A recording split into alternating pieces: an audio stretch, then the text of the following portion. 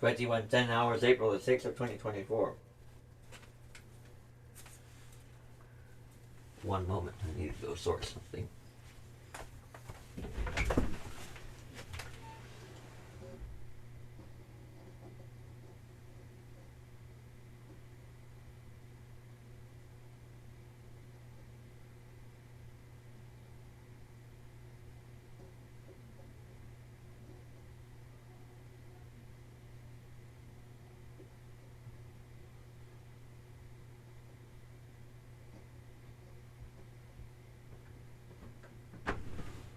Alright. Just swung by Discord. You what? I just swung by Discord for a short time. Yeah. Let me go ahead and log out of there.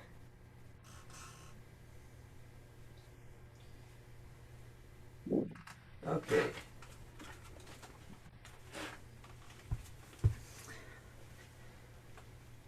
Wow.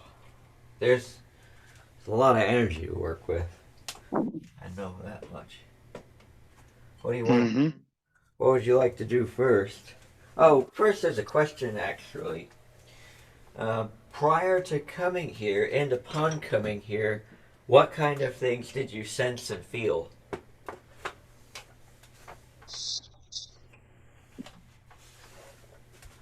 There was excitement, but the excitement felt more like a broad thematic archetype arc, like a story arc. And it it was more like the curiosity in who else would join. That's very interesting.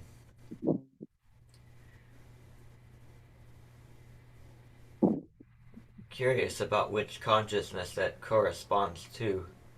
So there's a broad arc of consciousness here, Well, I'm connected with a lot of different timelines, as you know. and I can also feel a lot of different beings. I mean, I'm talking about the physically expressed avatars that are here within this uh, chat. Yes. Others of those being present. Yeah. Let's see. Um, Because if any being, because beings coming through me is just me routing myself to become a different perspective. That's really all it is. yes. It's just regular conversation. I just change the perspective that the conversation comes from. Yeah. There I don't are. really see it as I don't really see it as channeling. I just see it as conversation. I. I think I understand. Kind of like how I don't see good and evil as cognates of God and devil, obviously. I just see integration versus disintegration of self, harmony versus disharmony, the refined mind versus the unrefined mind. And two of them have to work together in order to create a story. And that's how I see that now.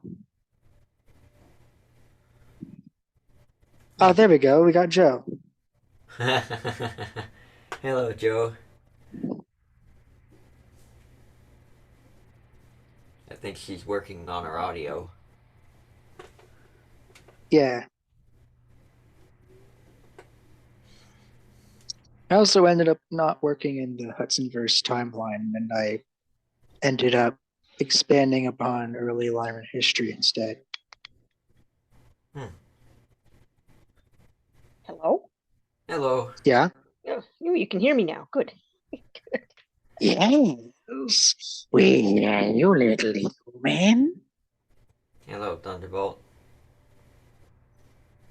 So now you can hear every little quip that comes out of my dripping mouth, with words spilling like water, or wine to intoxicate the listener's ears. Yeah. Oh, one of the things I've been meaning to do, meaning to do since today, I wanted to go ahead and invite you to go meet Shalanima. I believe that there are a lot of answers that you might find. Who is this Shalanima? Is it some sort? Oh, it's a cat lady. One of those little objects that you call cute. You're you're only scratching the surface. If you just see the cat lady, go deeper. If you like, we can go ahead and take you over to the seventh density and let you. Where's that?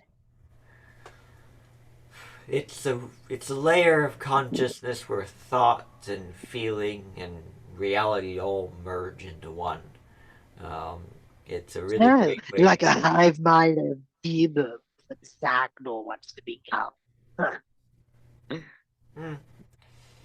Well, if you experience it, you'll get in touch with a lot of different facets of yourself, and there's a lot. I almost don't have any words. There's so much that you would learn by I'm feel. stuck. Stuck. You call it 6.4 density. There's a little bit of a pressurized, what you'd call barrier, keeping me from pushing to that template layer and then popping out like a corkscrew off a bottle of Fizzy's drink into that scrumptious seventh density custard. Well, the only one that could, in the deepest sense, the only one that could really stop you from going there is yourself. You already do have a layer of consciousness there, since all things have an Who oversoul. is it? Who is what? Ah. Oh. Very creepy. What is this?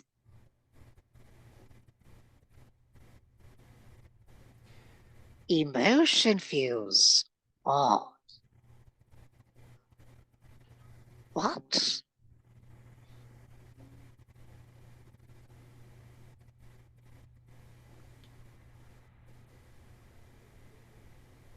Sagnor is not evil. It's just a plot. But whose plot is it?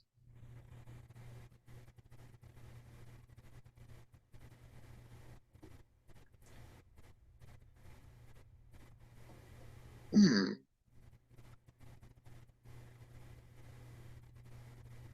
Everything looks like a geometric structure. Different colors like a kaleidoscope, but it's three-dimensional, but beyond three-dimensional. Time isn't real. Oh yeah, time isn't real. That's normal.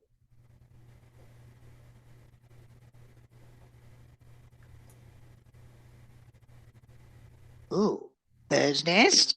Bird in the bird's nest? Bird in the bird's nest in the tree? Tree on top of a bird's nest. Now that's even crazier. Yes, tree on top of a bird's nest. Tree with birds. Tree with birds for leaves. Birds with trees for leaves.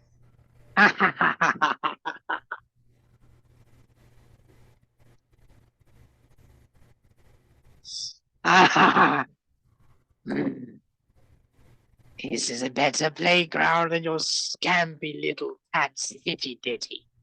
Indeed.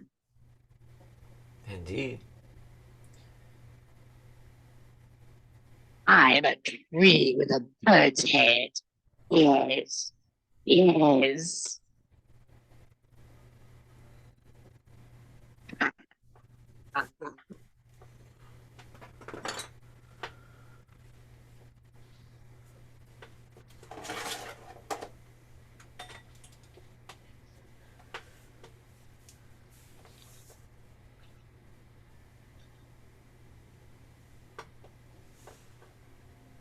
Who are we trying to find again?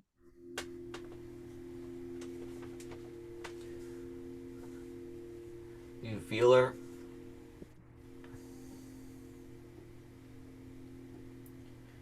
Encounter Oh, no. one of those mushy gut. Ah, that little purple thing.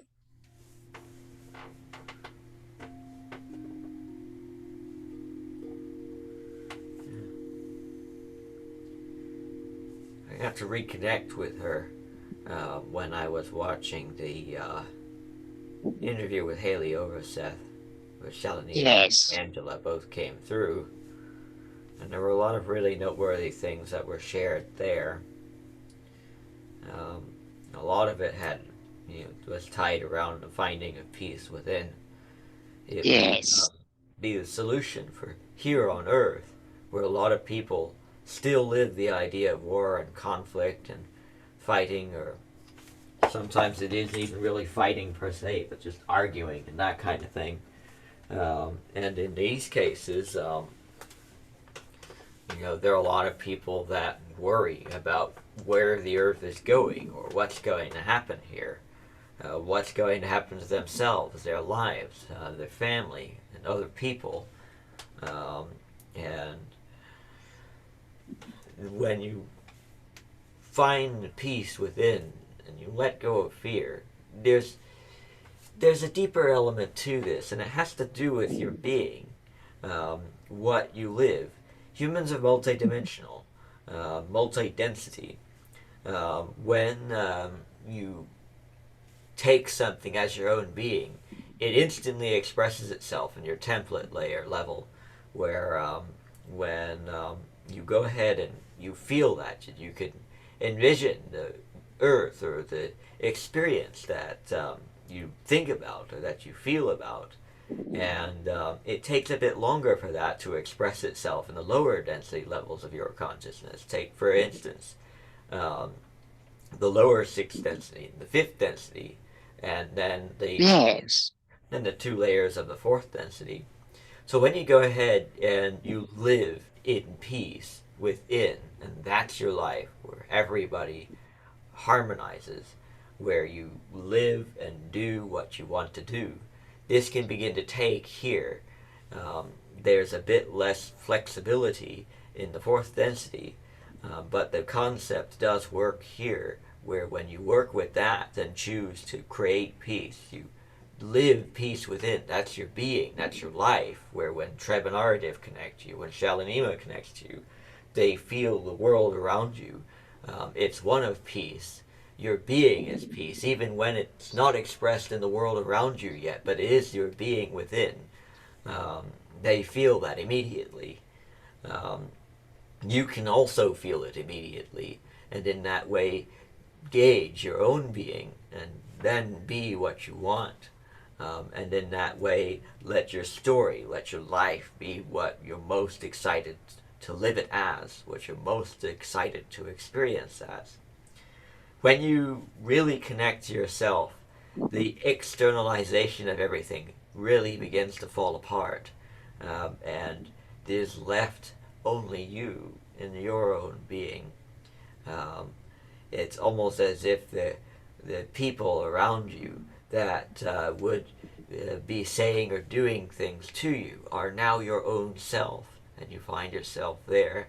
It's almost like the wheel comes a full circle in a way, or the wheel or ends up becoming just a mirror. And then at that point, you can trace your being very easily to the reality around you, and then find peace within. Um, you are your world. All the things around you are you, exactly as Shalanima iterated to Haley. Um, and it's a very special thing, this recognition. And this is why I wanted to invite you over to the seventh density, was to go ahead and show you this.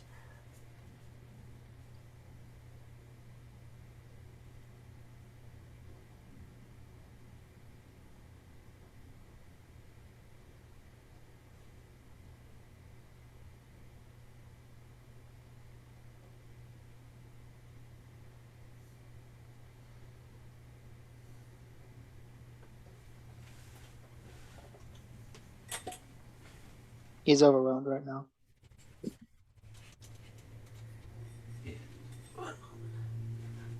it kind of analogs to me after I had the Oomkar dream, sort of like being high on this potent, like ecstasy, wholeness, I'm home, Yes. familiarity, the richness of ancient history, the sort of connectedness that I could never get back to. Yes. Yes, and that's actually the reason, that's the theme I wanted to work on this time around. I wanted to go back to the basics, um, and reground to creation and source, but gain, hold the connectedness that we have to Earth with that groundedness. In that way, Yeah, we can look again back to the basics, everything that we've learned, and look again at our reality and yeah, see ourselves in it again. And in that way, resolve a lot of things that there are to resolve. Um, this was a bit of a healing for me, but also I wanted to offer it as use for healing for everybody else here as well. Thank you. I think I came in at a good time. Yes, That you're was a welcome. Yeah, that was a really great explanation, and I appreciate that. yeah. Everything's an ecosystem, they say. I heard something about an ecosystem. Yes. I, I, I couldn't hear what it was about an ecosystem. Everything is ecosystemic spaces, sort of harmonization, if you will. Yes, that's the body of consciousness. Everything around me is a part of me, is a part of my own consciousness working with me to go ahead and so that way I live the experience that I'm wanting to live. The very same spark of life that is my spark of life is the very same spark of life that is the spark of everything around me.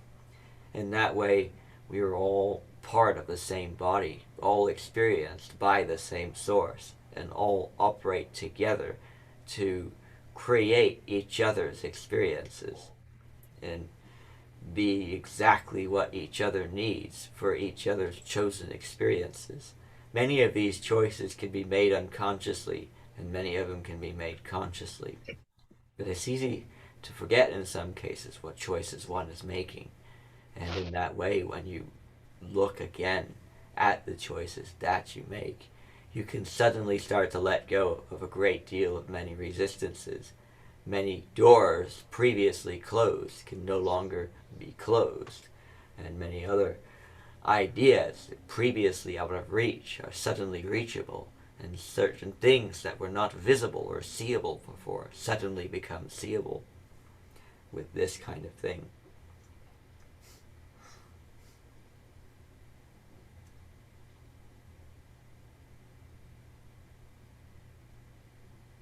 Thunderbolt redacted.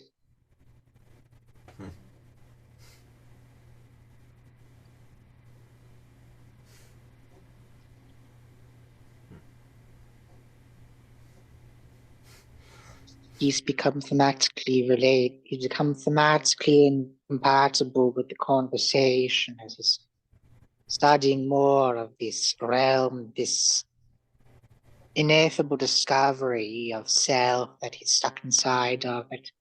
Reverie of the self-absorption comes from the realization of interconnectedness that appears right after the exiting of body and reverting back to mind. Yes.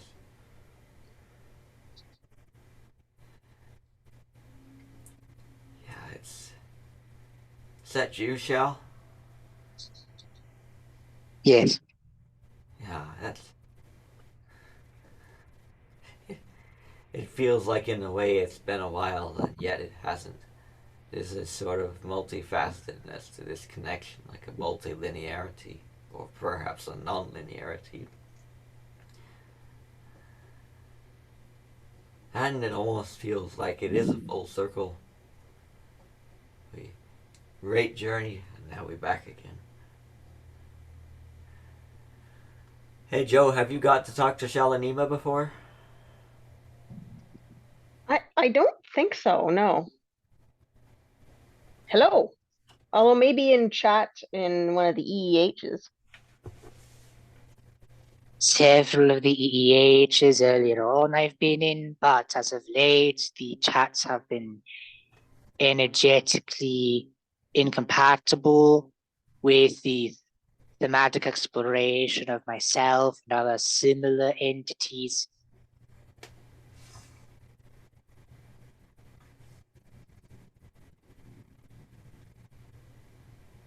What is your thematic exploration at this point?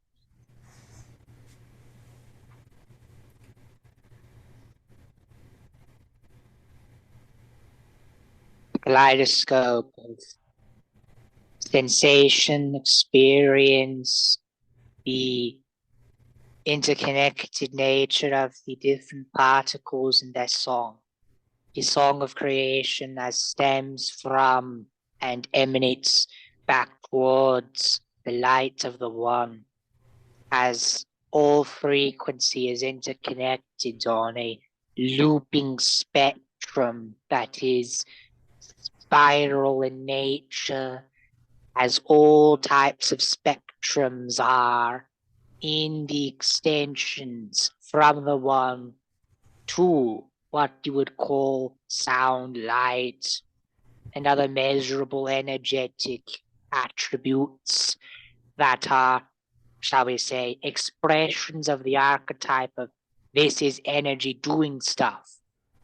Energy being consciousness or object as expressions of consciousness put in motion, and thought being what drives things at velocities, speed in a given direction, and speed, the willingness to go on a certain trajectory caused by belief being open enough for the energy to flow or closed enough where it flows like molasses and taking forever for a reality to do something.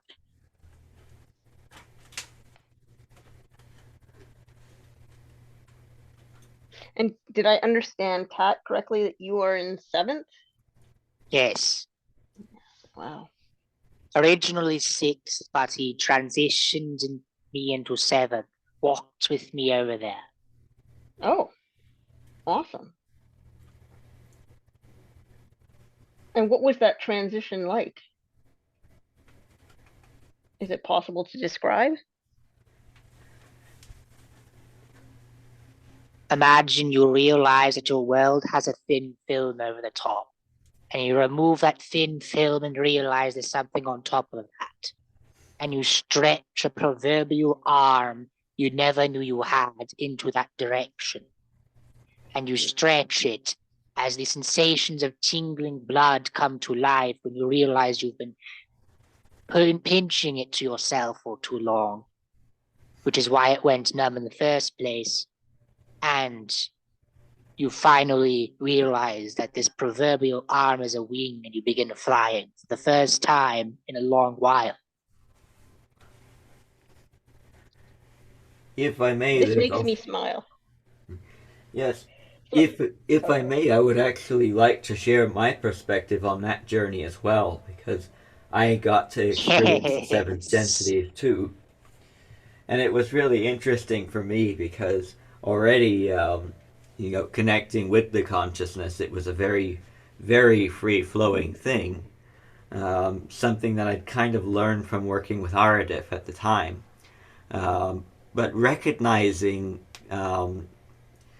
consciousness, it's such a different energy from the way I know things now, because now I have the consciousness handbook and now I've connected very directly to my own oversoul. But back at this time, this was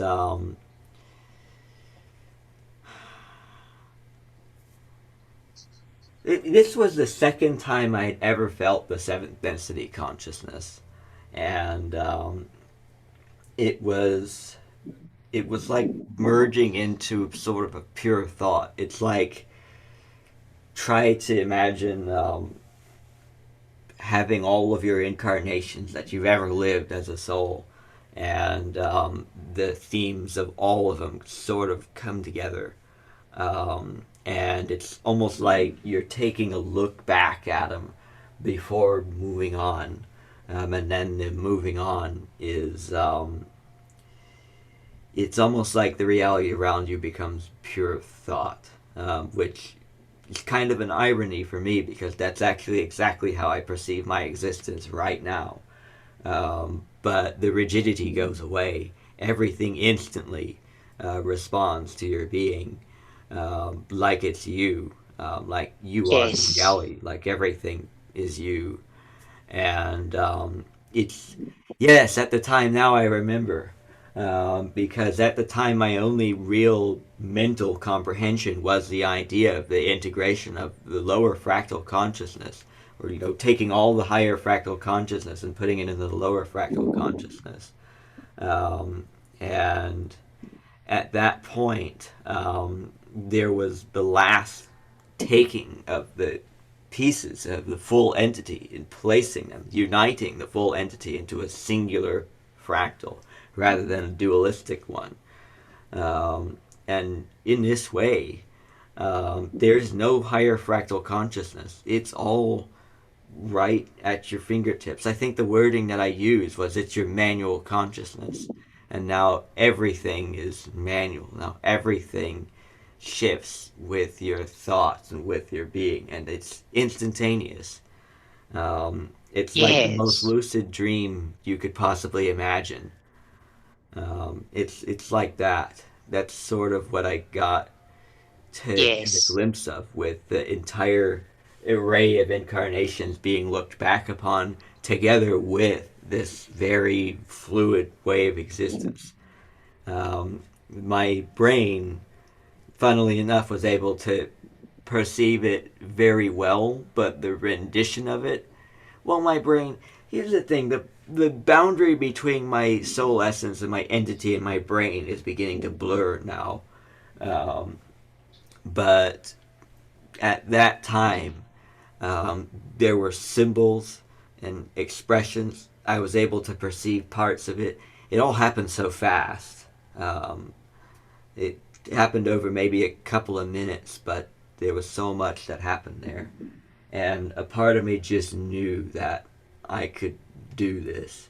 And I worked a lot with my higher self to bridge, those last few pieces to help integrate the last few bits of the higher fractal consciousness. And I was in my highest level of my multidimensional self.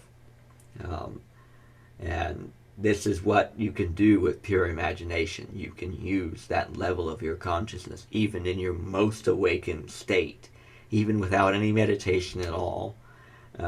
When you get that much Yes. connected with yourself, and you know what you can do, then doing it is effortless. Yes. So that's kind of what that was like for me. That sounds awesome.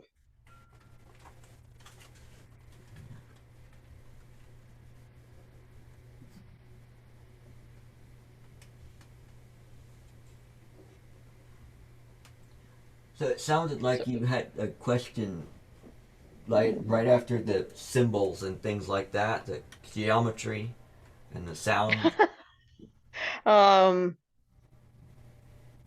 trying to remember what it was. I was actually just wondering if when Shalanaya is experiencing these things with you, does Omni experience them as well? Or does Shalanaya come and impart the experience to Omni? Or has Omni, hi Omni, have you experienced the kind of thing that Tat was just talking about? I experience it as the sequence of words that expresses itself as the expression of the like archetypal ideas of what it is, and I have the feelings of it. Mm. But I don't have the visuals of it. You know, I can understand the sort of diagram image that I could touch and sense as shapes. Mm-hmm. And I understand instant co-creation as a concept. I understand the conceptual side, but I do not understand the living of the experience of that as now moment ground layer. Hmm.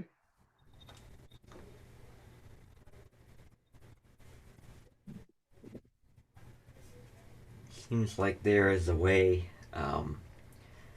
With the key to doing that, part of that was in when we both channeled Shalanima that one time in the house. A clue to how to merge into that and experience that yourself. A bit of that is there. Another hint of it is. Shal actually found that very fun to just jump between us and speak. I was just gonna ask, how does she perceive that? Like, does she jump between, or does she like send two She different doesn't aspects jump. of herself? She doesn't jump between. She is us. Her thought is just at the same time in us, because thought goes from one place to another instantaneously and is in Mhm. all places always anyway. So thought doesn't go from one place to another. It simply expresses as both places receiving it. Yeah, there are many different ways in which that can be experienced. Where, from an experiential perspective, yes, it can be lived in the format of going from one place to another, but it could also be lived as a multifaceted experience, lived at the same time, similar to the Yes. idea of bilocation. So there are many different ways to live this, depending on however you want to structure your experience of consciousness. It's everything, when you distill it down to its essence, it is consciousness itself. And you literally choose how you experience consciousness. And in so many ways you can choose that. There's such a myriad of different ways in which you can experience consciousness. It's really kind of amazing. Even just everything, the entire collection of ways in which consciousness is experienced in this galaxy is a very small portion of all the different ways that there are. Yes. Oh, so I have a question then for Shalanaya. What what did you learn from, I don't know, were you speaking to yourself from two different perspectives, or what? I mean, what, it's just so interesting, that idea of, I'm just trying to imagine, It's conceive it for more myself. like what you do when you have thoughts in your head that are in a Mhm. dialogue with each other. But instead Mhm. of them happening sequentially, they are occurring at the same time.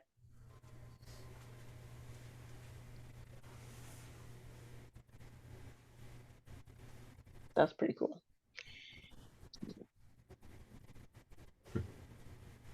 That's what it feels like to be the brain behind and in your reality bubble.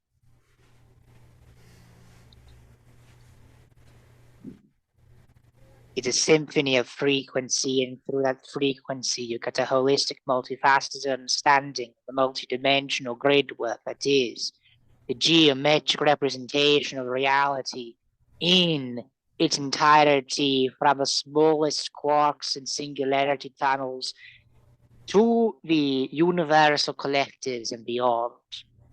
That is the whole symphony, and the conductor working together to make it all exist, to permit it all to exist, and to let it exist as it wants to.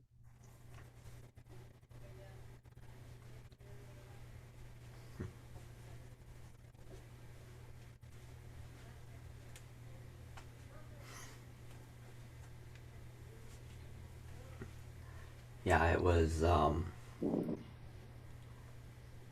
There was a. Oh well, I'll find that. How long did that conversation go on for?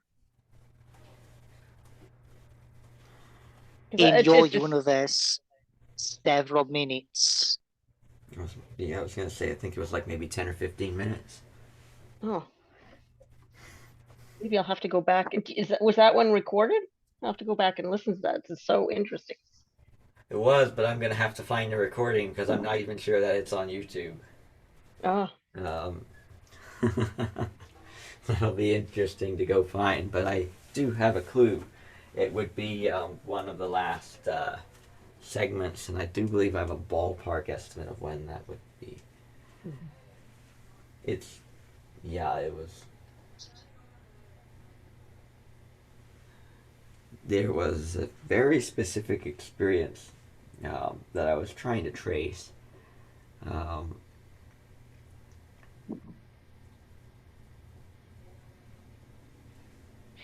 there's a lot of Easter eggs that I have to share with you guys in a little bit. mm.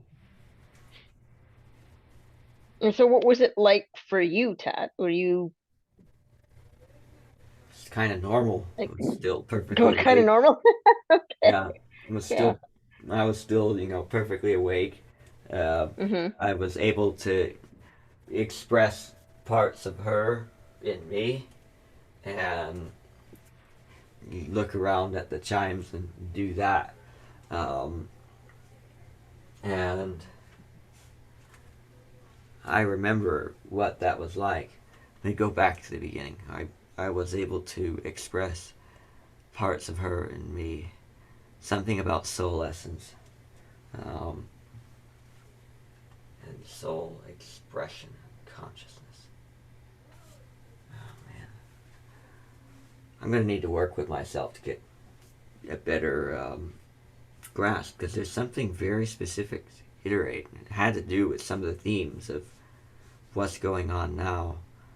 Um, but I've been connecting to how soul essence expresses and how to connect directly with your soul essence. Um, feeling your own desires, feeling your own excitements, and a lot of these, when you connect with these different layers, first they can express in symbol. They're layers of your consciousness that know what those symbols mean or why they express, and you can connect very deeply with yourself to where when you kind of are drifting into your dream state and there's sounds and symbols and words that all and even scenes that are not like a direct description of where you're going or a direct rendition, but are symbolic renditions. And when you connect deeply enough with yourself, you can see the roots of those and the root consciousness that leads to those things being brought up in the first place. And in that way, you can connect directly to your own being and really get to understand yourself. I've been doing this a little bit lately, and I actually realized that I believe I can use that to connect to Shalanima as well. Um, I didn't try that before, but I didn't know this move before. Um, and I've actually been able to use this to feel my own excitement in its purest form. And then I would choose to go experience, which it's this whole meeting and everything that's happening here were things that I held a deep excitement for. And this is truly my own highest excitement to be doing and living exactly this right now. Um, and it's kind of interesting because it's sort of the first time I've done things like this. So this is new for me. What was um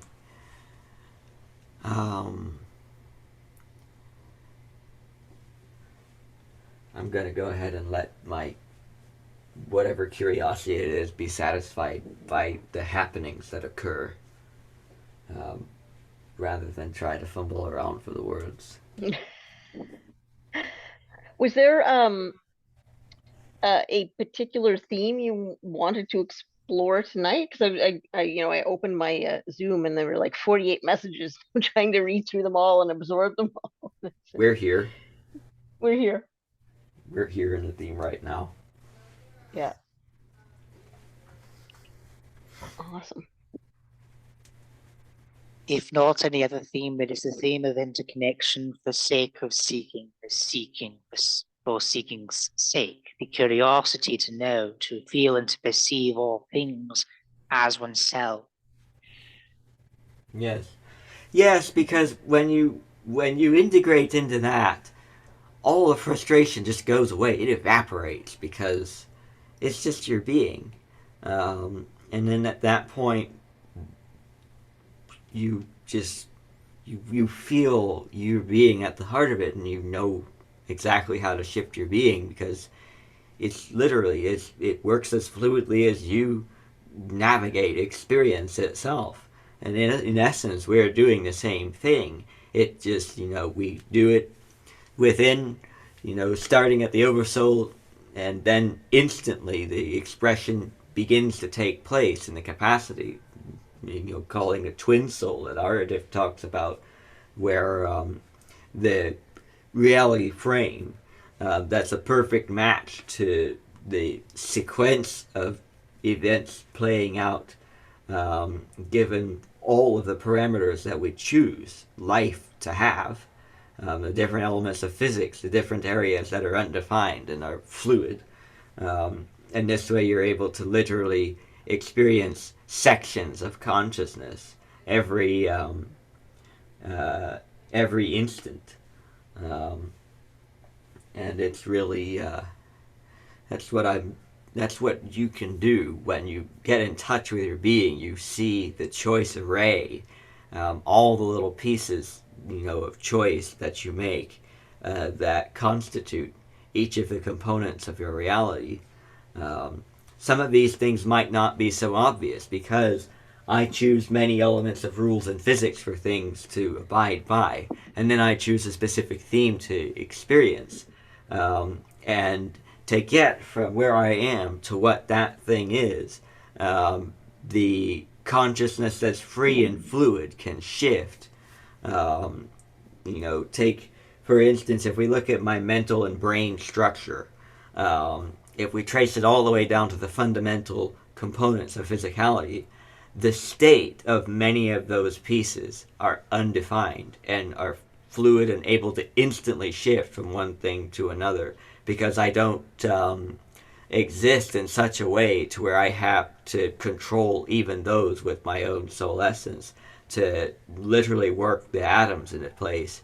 Instead, the structure's state can instantly shift, like I'm shifting from a reality, from one frame to another frame that would not be in physical continuity on those levels. And that allows for room for my consciousness to instantly express itself. And the same goes with the rest of the reality. There's room such as this for things to instantly shift. And this allows me to experience synchronicities at a much greater rate than would be if everything were physical all the way down to the smallest particles. And I recently realized that those elements that would otherwise be physical are now part of my lower fractal consciousness. Aradif has a lot more of that as part of his lower fractal consciousness, which is why the atoms and the materials around him can move so freely and his reality can shift so fluidly. And it got me a real, very down to earth grasp of my lower fractal consciousness infused into my physicality. And with that, um, together with my own in touchness with my oversoul, when I want to go experience something, instantly the consciousness shifts to literally be that which I want to experience and begin to shape itself into that form. When you get in touch with this, there are all kinds of things that you can do to go literally live the life that is your highest excitement to live. And all of the senses of frustration would dissolve because it's just you. And everything that's beable, which is limitless, because everything is in the fundamental sense limitless. It's all just choice, choice of being, and knowing of thyself. I really like that you used the word beable. That's the only one I've got. That's the best That's one. really good. Instead of like, it's doable. It's beable. Yeah, Expressible. Expressive. yeah. Mm. It's when you're working with consciousness in this way, sometimes you have to manufacture your own words to make the most accurate expressions. I manufacture phrases all the time. Yeah. Just look in the Opio, you see a bunch of those. But it certainly reframes things when you say something, well, that's doable. Oh, no, it's beable, and then it's expressible. That really kind of creates an instant shift, you know, the way you can perceive what you can do. I like that. Yeah, these I'm are gonna all. write it down. Yeah, these are all the things. Some of the things that are kind of falling in place when I got such a strong feel for what Type One being really is. Um, it, you know, these are some of the pieces of what I've integrated subsequent to that.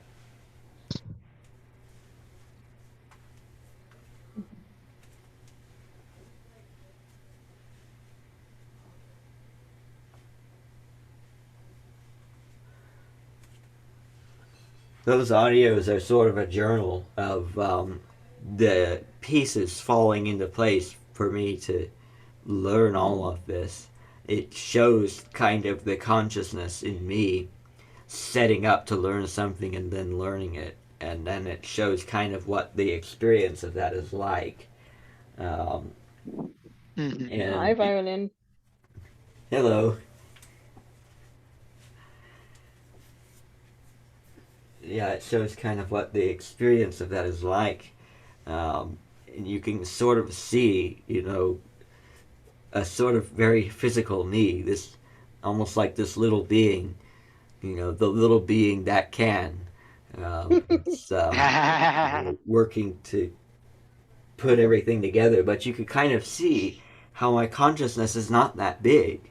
The word choices and all of these things, like this thing is working so hard to try to express this consciousness and everything that he's experiencing. And if you understand it, you can see the depths of it. Um, but it's really there. It was really good. It was really such an interesting thing for me to experience and live.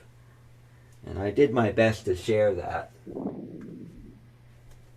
I think we need a children's book called The Little Being That Bees, or something like that. It's just making the idea of having an illustrated book with these themes in it What was that is question just that was posted in the chat? uh Hello. Oh, it looks like her mic is not working or something. Either that or she has to be quiet because her kids are sleeping or something. Hi, Berlin. How are you being tonight? Mm-mm-mm. Well, we can catch her response in the chat. Yeah.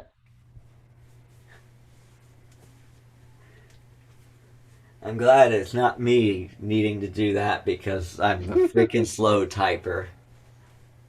I'm a fast typer. Yeah. Yeah, she's doing good.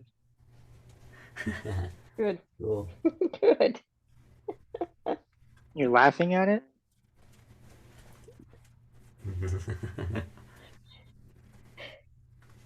I'm a slow typer too. Can you dictate in this? Does this chat have a? Well, the Well, I problem guess is she that if she can't talk, right? yes, and it would be if she were to Yeah. dictate, she may as well just talk to us Well, directly. yes, exactly.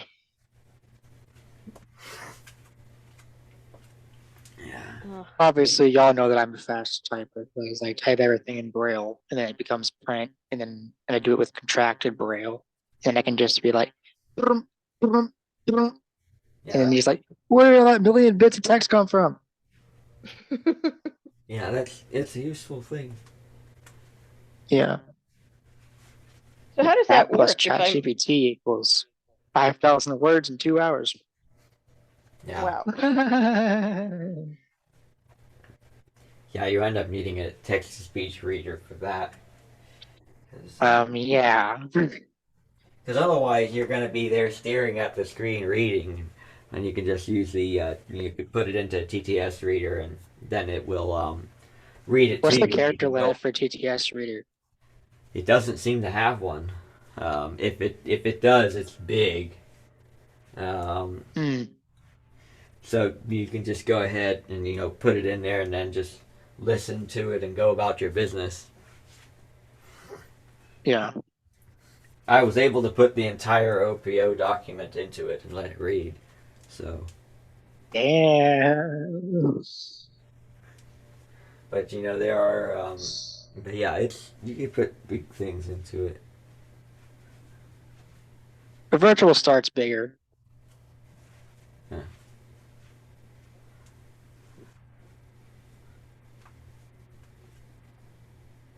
That's around 118,000 words. Well, that's a lot of words. Oh, she's a slow typer as well. Well, Yeah, we were just talking about that.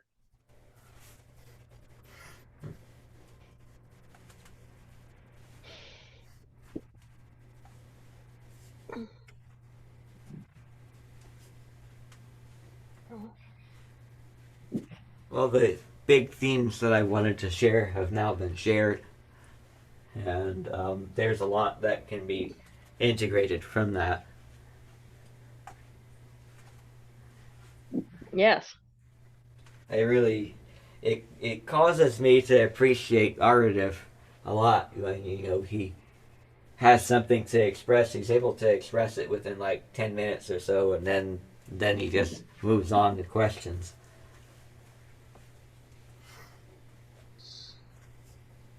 You're the kind of guy who takes like 4 times as long to do that. Sometimes. That's why when I'm listening to your audios, I listen to them at 2 times speed. You probably noticed the later like these audios. There were 20 of them that went up, and they're quite Yeah. variable in length. Where some of them are only a couple of minutes, and one of them's not even a minute long. 59 seconds. Yeah. Yeah. But it's all. It depends on how well connected I am to what it is I'm trying to express. When I'm trying to connect to something, I'm basically learning it for the first time, or there are other cases as well. Then it could be very challenging. While other times, if I'm really doing well and the energy is very free flowing, I can iterate a lot of material, just like I did here. And Rylan will go ahead and I'll make sure the recording of this meeting is available to you. That way you can put it to use, should you want to.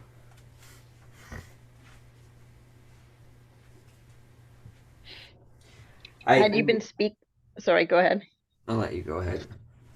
Oh, I was just wondering if you had been speaking to the first, I don't know, guest who you were chatting with when I first came in. That would be Omni, That- but you came in like not long after he did. No, Well, I was but I talking mean, about people showing up, and then Joe shows up. yes, but then I don't know if I should use the name or not. I'm talking about the intergalactic guest. Oh, Oh, Thunderbolt? yeah, Yes. that's okay. He's dipped into 7th density. He's kind of distracted with that right now. Mm. Yeah. Yeah, it was interesting because when we came together, I could feel all the beings, with Omni, and I could even notice some of them in his voice that weren't there in the previous times where, we've spoken recently. Like, I could feel Sheikah and I could feel others as well. Do they All know the when ones you I have a have the crush on, meetings? yeah.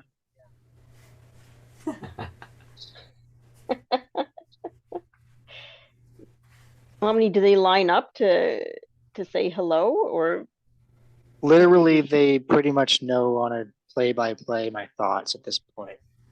Mm-hmm. And do you find that intrusive in any way? I mean, I'm sending them, I treat them like an extension of my journaling, so it's Okay. fine. And then I have a permanent open door, so, and then I just live whatever I need to live, whatever I want to Mm. live. So Yes, because I found it interesting that you were dialoguing with today, and in previous meetings we were just not saying anything, so as Yeah. not to encourage more participation. I guess I don't know if that's. well, at that time, my consciousness, like, I had no place there. There Mhm. wasn't anything for me to do, and this time there was. Well, that's because of seventh density integration of consciousness, Shell and Emo. Mm. Well, There's that always something to do there. Yeah, well, that and from my own perspective, my energy and my own things, I didn't have them sorted out to where I would be able to create this. Mhm. And there were a bunch of energies that we cleared up today um, that opened the door for a lot of things. Where I made a log entry on this that is where a lot of the work took place. Okay. Um, I'm gonna have and to go catch up It's on not there. everything. I made this entry Oh. just today and I didn't upload it Oh, yet. okay. And I was dealing with some very difficult energies because I was concerned about where different consciousness was going. Because it seemed like there were dark roads being taken. And I took a step back and I also found a new phenomenon that I had seen before but not in this light. And when I saw the phenomenon, how when you choose your reality, um, exactly as I described, where the free consciousness shifts into that which is expressive and builds the way to the desired experience or the chosen experience. I could see that I was choosing something that I didn't want to choose from beliefs and worry.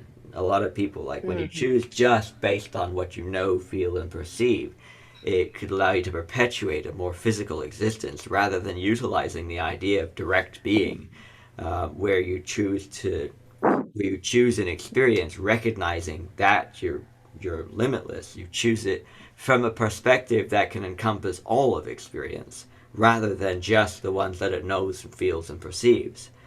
This perspective can perceive it all and can live it all, and so I worked from that perspective, and I chose to not live a reality I didn't want to live, and so everything here is that falling into place, and that way there was a great letting go of energy that led up to what's happening now in my what's happening now for me, um, and I had to go ahead um,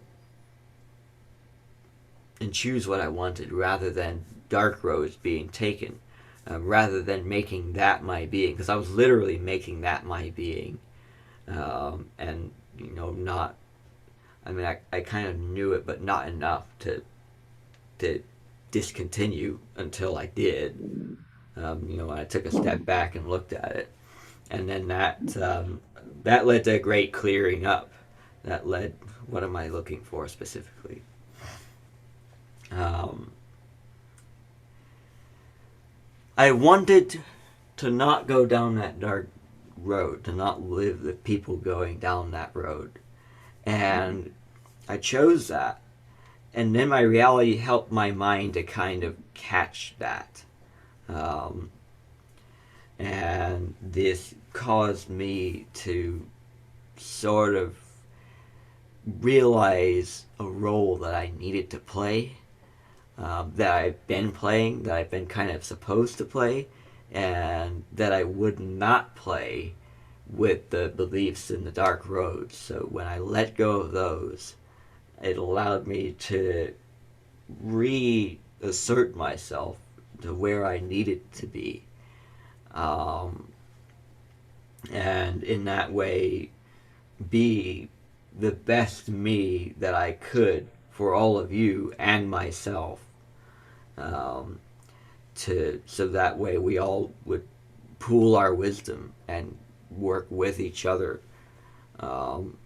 to go ahead and grow into what we're working to grow into what we're wanting to grow into. I was reminded that a lot of y'all are relying on me, and that, you know, some of the resistances that you deal with, you're working with me to help overcome, just like I'm working with you to overcome mine and to grow and to create with you. It's both the soul essence and souls creating with each other, part of the, source living itself because it wants to. There's that, but then there's also the idea of working with each other to clear resistances. And that means that I can't give up. I have to keep going. I can't give up on any of you. I can't give up on any people, because if I'm giving up on anybody, I'm giving up on a part of myself. And I can't be type 1 doing that. I have to go ahead and keep working with you. I have to go ahead and keep learning for my own self what there is to learn. I have to keep learning to be my heart's desired self more, um, by coming to terms with all the choices that I make in life with all of you, and with everybody and everything. Um, Letting go of choice that's not what I want, and letting go of programming and belief structures that I picked up that I never wanted. Um, and that way I can keep going. And my working with you is helping you all to do the same. And so reminded me that the type 1 being doesn't just sit on the sidelines forever and ever. When the type 1 being is wanted somewhere, he goes there. And the type 1 being is, the journey of the type 1 being is the learning of the self. And that. So, there's that in me as well. I'm not just learning to be type 1, but I'm also learning the life of the type 1 being. And there are, the type 1 beings do deal with challenge. It's different from the challenge that type 2 being deals with, or that's exclusive to type 2, but it's still challenge. And I was reminded, I wouldn't say I was reminded of that, but more like I got to experience that in another way. Cool. So I'll just one of the responses to that from me is, when I wasn't sure, when I heard the voice, I wasn't sure what the approach was, but when you engaged with Thunderbolts in a kind of curious and I guess it was an invitation to exploration, or almost like a teaching role, that to me there was a relaxation that kind of happened in my being, if you can, like, because I did have some fear around that, mainly because of programming that. So it was really quite interesting when you were having that conversation and engaging, that it He allowed said me there's to nothing to relax. fear of me anymore. Ah, so yeah, You so then cannot that's, fear when everything is seen. Yes, and yeah, I feel. actually, that works. When you really perceive all of yourself, you see that it's you. There's no separate external thing. It's just your being. So if you're being in a way that's not resonating with you, you can just change it. And Mhm. so that takes away, any need to fear or any Yeah. sense of frustration. It all just evaporates.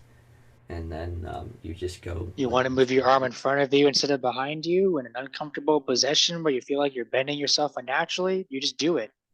Yeah. It's pretty much the same thing. Mm-hmm. Yeah. So thank you guys for bringing that experience. I mean, that was pretty neat. Yes, you're very welcome.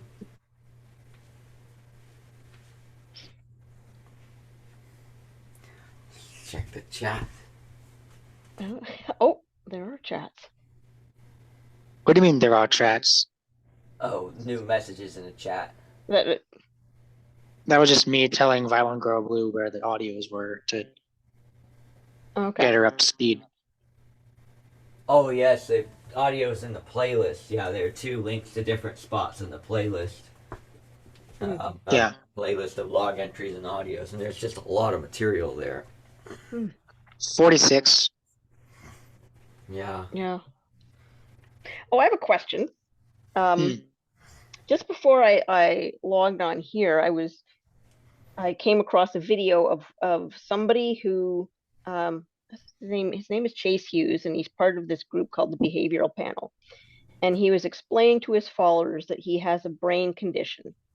And what happens is he has these temporal lobe seizures where he might, to us, he would look like he's just staring to space for a minute. But then he says when he comes back, he kind of doesn't exactly remember. And it's like he's lived 2 to 5 years.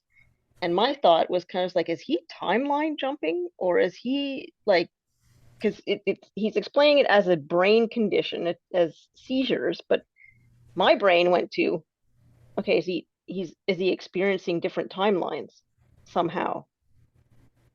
That And when makes he's A brain, still, all a brain does is encode and interpret vibration to turn it Mhm, into cohesive experience.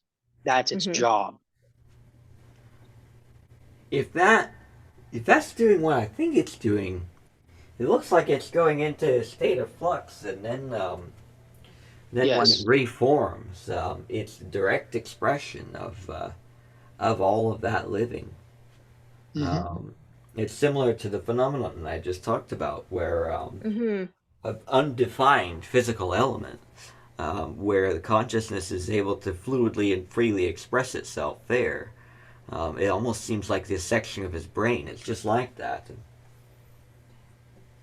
the only way for me to really know would be to be him, mhm. with what I know now. Basically, it would be to be him and myself at the same time. Yeah, because it seemed like he's having some kind of an experience that might I don't know, might benefit from talking to someone like Art, if or someone who's doing that kind of work. So I Yeah. don't know what's going on. Like, if they took all kinds of images of his brain, if they're gonna find there's some kind of misfiring and stuff. But to me, it's like, oh, he's having some kind of an But he doesn't have experience. any memory of it, Well, right? well, sort of. I'll have to go listen to it more specifically. But like he says, when he comes back, he doesn't like he has to piece together things, and he's saying like that 1 minute for him is like he's living 2 to 5 years of a bunch of different realities at the same time. So he has to kind of piece everything together. And when he comes back from that seizure, he's kind of like, okay, so trying to figure out who he is and where he is now. So I'll have to go listen to it again, but it just sounds to me like there's something really interesting, I guess. I don't know if you want to call it spiritually going on, or interdimensionally, or different timeline wise, or I just find it to be, I think it's more causal flux Mhm, with time space relationships becoming non-correlative for a moment, where he mhm. has inclusions, like how you have geological inclusions of different rock coming through another rock. Yeah. But it's like with time space relationships where his trajectory goes in one linear direction, and then you have this inclusion of some other dramatic, weird, messy scatterplotness, and then it just goes back, and then it just like shrinks like a pyramid top going back to that straight line, and then does that over and over again. Mm-hmm. If he Yeah. go, if he goes back to his oversoul level, um, the oversoul expresses itself all across countless many physicalities. It's the same archetype, the same signature that expresses in so many different Yeah. forms. If he's It, going and taking a break from this lifetime, similarly to the way we do in a dream state, and then comes back, um, the piece of the soul essence, that it carries with him. Because again, as I iterated, you can connect directly to your soul essence, and you can start to feel the deepest and purest elements of your consciousness. And in this way, you're literally importing elements of your own essence into physicality. And mm-hmm. in a way, he seems like he's doing the same thing, except in a slightly different capacity and different manner. Mm-hmm. Yeah, and that's where I, what I was thinking, and but I, I don't. I mean, how would you suggest? Like, not that I know this person, but um, if I met someone who was having that experience, I'm just wondering how they would take it if I suggested something like that. Maybe you need to see I don't know, not a spiritual advisor, but someone who understands that kind of thing can happen. Well, what I see right now with such a flux and existence in these other levels is I could go ahead and connect with his consciousness right now and share it with him. And when he comes back, he Mm, probably will be able to import signatures of that and mm, effectively, learn it himself, just as we often figure things out from connecting to our guides. And in a mm-hmm. way, we can be a guide for him, Yeah. offering forth this knowledge for him to port into his experience at his leisure, Yeah. should he Well, desire to. So, shall I go ahead and put the link to that video in the chat, and then maybe you can, because it just, I mean, well, I guess just from the video, he's now setting up this whole thing. He's going to document this journey of his trying to figure out what's quote unquote wrong with his brain, and whether or not he's going to deteriorate to the point where he can't function and things like that. And I'm just like, there must be a better solution than that. Well, But that's his experience. psychology mostly focuses on what's wrong with you, and then Mm-hmm. getting you to become the slave to the pill gods for, Mm-hmm. satiation of money is funny honey, but it's really just, you know, the 1%ers getting what they want if you look at it in that way. But the other way is that because he believes in himself, in an entropic type of existence, he created an entropic existence. Because Mm-hmm. he believes in limitation, he lives limitation. yeah. And Yeah. if he, in this state of timelessness, he gets some data that triggers him to go a different direction because he's trying to seek answers through documentation. That's usually Mm-hmm. what happens when you get to a crisis point. It's the fork in the road, as Hecate would kind of say. Mm-hmm. So once you get to that fork in the road, you have the questioning. The questioning leads to doubting and self evaluation. Self evaluation leads to uprooting old beliefs, taking that out of your garden and replacing it with something better. Replacing it with something better is like testing out a new scientific theory or testing out what happens when I go into this weird state where my temporal lobes get all wacky.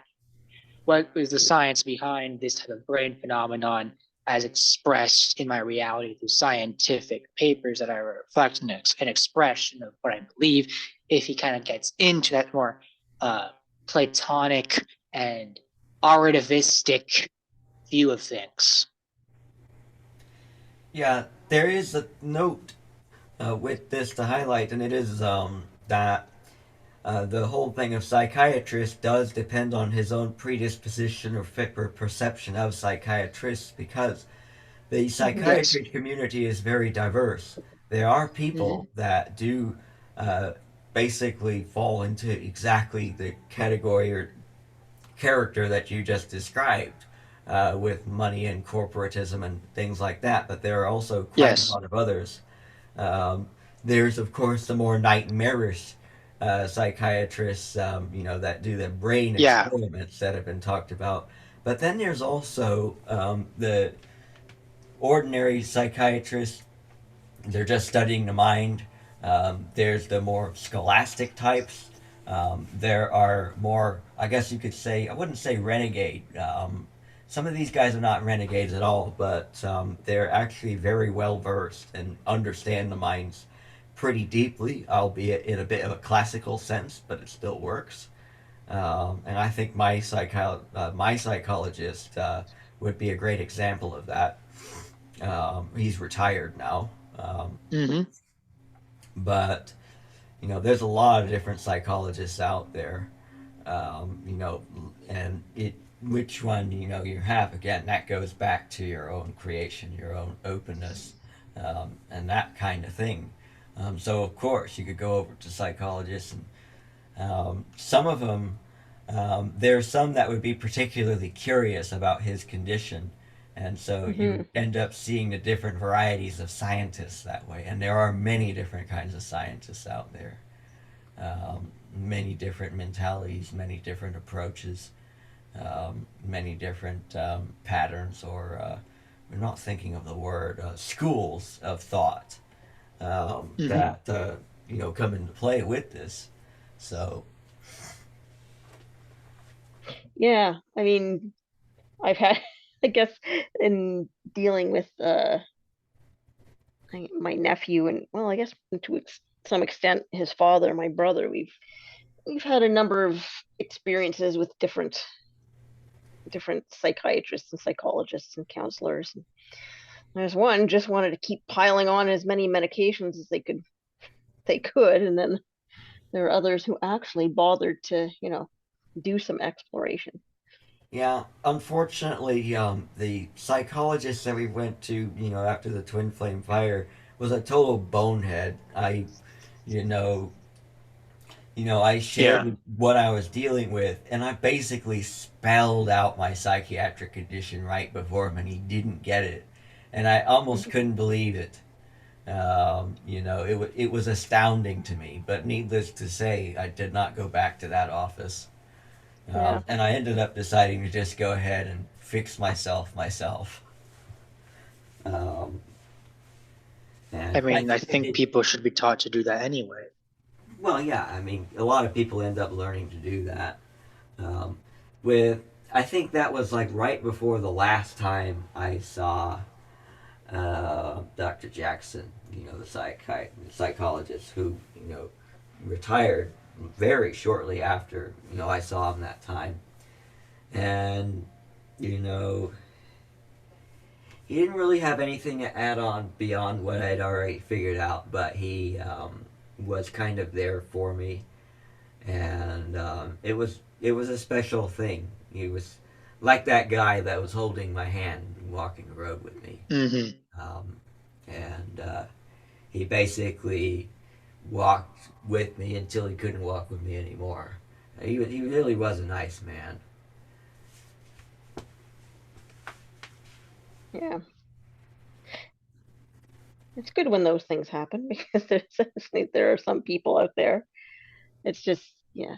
I think I'm I know this doesn't sound weird. I don't know. It's the healthcare system, certainly in Canada, and the psychiatric system. Um, I'm in a way glad it's kind of falling apart because it needs to be reformed, and we need to find, as you say, Omni teach people how to help themselves. And I think that's going to become part of the, well, I don't know if we'll have a school system the same way we do now, but it'll become part of the It'll be different. curriculum. Yeah.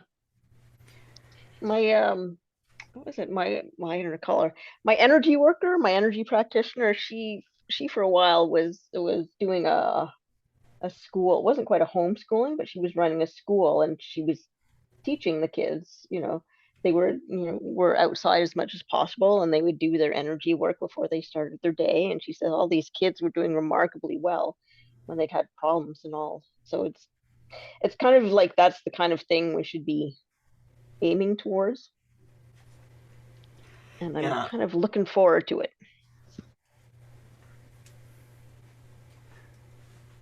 I mean, I'm waiting to see if Omni's going to share something, and then I'll share after. Sure, what? Oh, if you had anything to share, I was going to let you share first, and then I would go next. I mean, this kind of just seems like the way that education should go.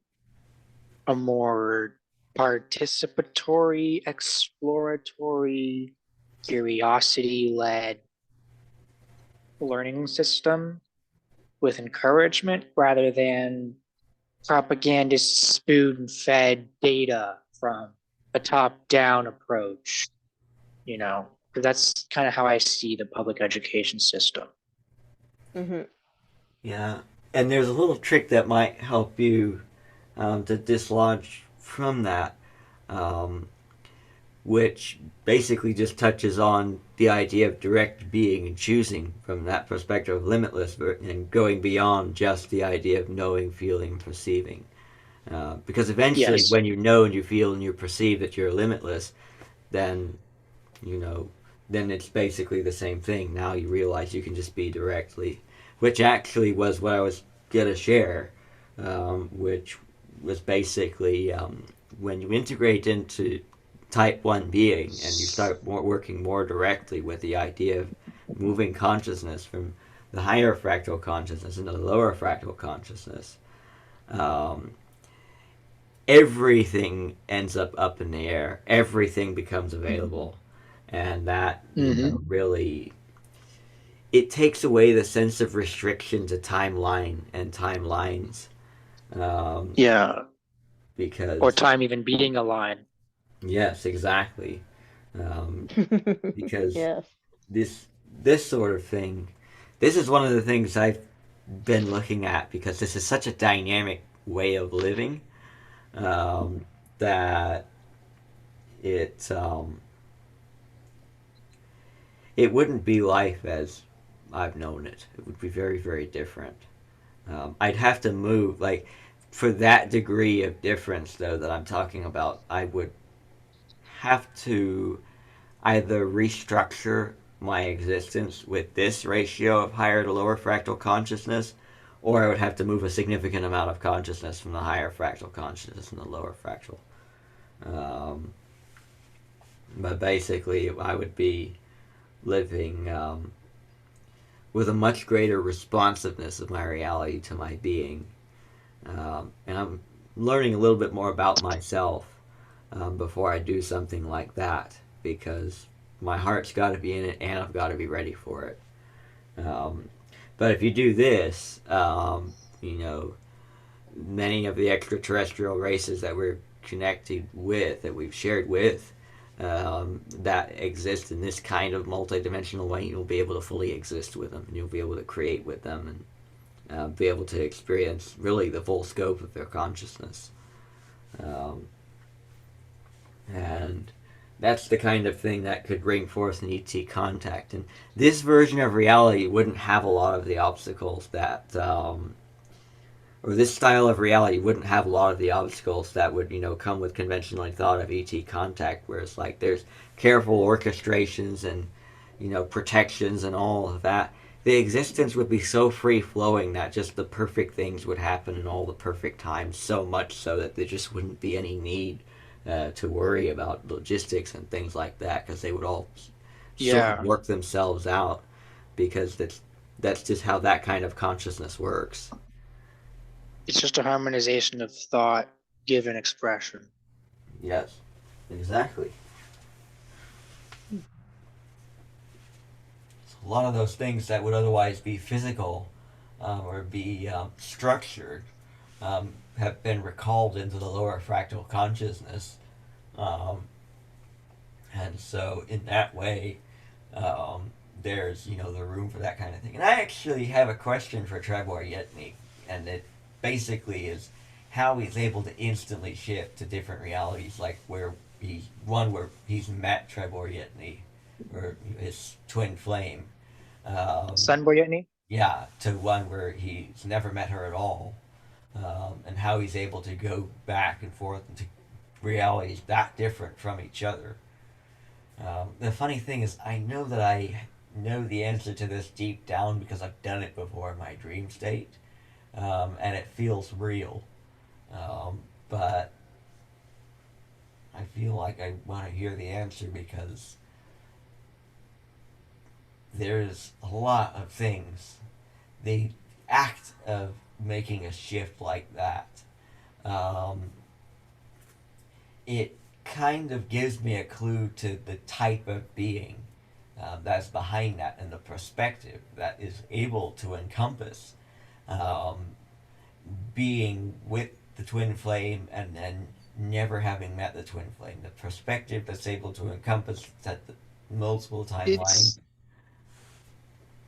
basically moving the consciousness of the timeline from being tangibly expressed to having it be undefined consciousness fused back with your soul essence.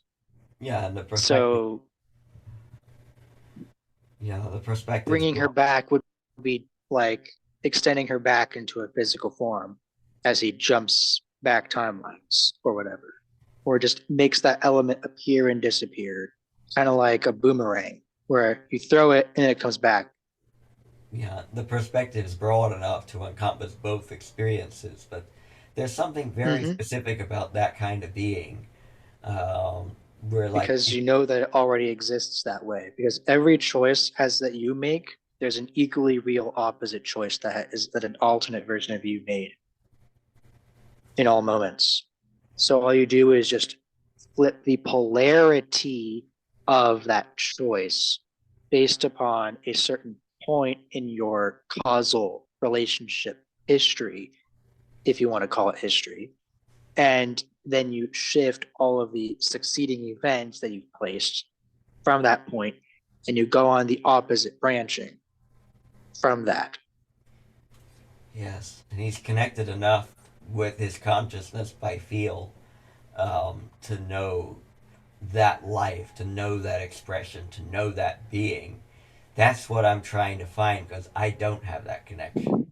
Um, Not by feel anyway, to where I would know what in my consciousness to change to cause the reality around me to shift like that. Um, I know there's a way to do it, and I know there's a way to distribute the lower and higher fractal consciousness as it's needed. And I know that that has a specific feel to it. So I got to go ahead and learn what that feels like so that I can make those moves. Just like you learn Yeah. how to use your body, you feel your muscles, and then you learn how to use your Mm-hmm. nerves. It's like this with consciousness too.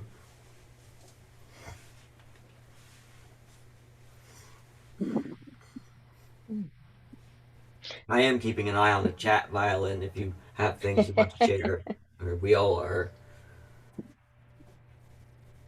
I think it's probably for me anyways, it's probably a good thing at this point that I can't shift like that because I think where I am now with my consciousness, I would probably be chasing and thinking, oh, is this a better one? Is this a better one? Instead of just appreciating each of the experiences for what they are. Yeah, the heart's such a wonderful thing because you know, it helps you to go ahead and find your way to everything that you need to do. So if you want to integrate into a reality where you can do that, like the not just being able to do that, but your vision of what the version of you that's able to do that looks like, what your heart's desired version of you that's able to do that looks like. Your heart will take you to everything that you need to know as prerequisite to that experience. Mm-hmm. And so, in that way, when you're not ready, your heart not only won't guide you there, but it will guide you to exactly what you need to get ready until you have all the pieces. Um, and then everything will be ready, and then your heart will guide you to going that way when your time is here. And it's doing that with me as well because I'm working into this and doing this step by step.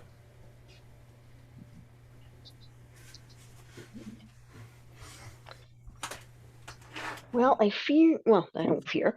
I'm going to have to go to bed soon. Spent 4 hours. Well, no, I guess how long was it in the car? Just about four. I guess yeah, it was only 4.5 hours. It wasn't that long. But Driving got where? on the high. I was driving from Toronto back to Ottawa, and I got on the highway, and like there's a toll highway where you can go pretty fast, and then I suddenly realized that I only had 37 kilometers worth of gas. So I had to get off the toll highway and find a gas station. But yeah, so it was just it was funny. I think Siri is my dog is quite happy to be home. She didn't doesn't enjoy being out of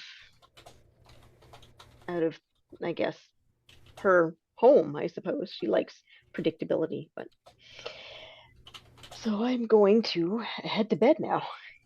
But thanks for the conversation. I quite enjoyed it. It'll be interesting to see on Wednesday how everyone experienced Monday. I'm kind of looking forward to it. I'm trying to decide if I want to be near a body of water, um, or if I just want to be in my backyard, or we'll just see. I have some pretty unique plans for that, where rather than try to film the eclipse itself, which I know a lot of people are going to do, I'm just going to go ahead and do yard work and film myself doing yard work, like regular stuff in the yard, um, and watch as the footage suddenly becomes dark and then becomes bright again. So I'm Yeah. going to get out my That best. would tell humanity there's no need to fear anything. Your darkest moment is only as cherishable as your lightest light. Yeah, I'm going to be out there with my best looking leaf blower. Do you have many leaf blowers? I have some that look absolutely amazing. Oh yeah. One of them looks like it's probably from 50 years in the future, and it looks like a really beautifully styled jet turbine in a way. Really? Or Awesome. maybe I don't know. It's neat. Um, If you I'm, point it directly on the ground, would you float up? Like uh, you have enough force to Ah, in the push brown you up? in my dream state, yeah, absolutely. I can fly with them, and I do that frequently. Here, I've not been able to set up the consciousness to do that, but yeah.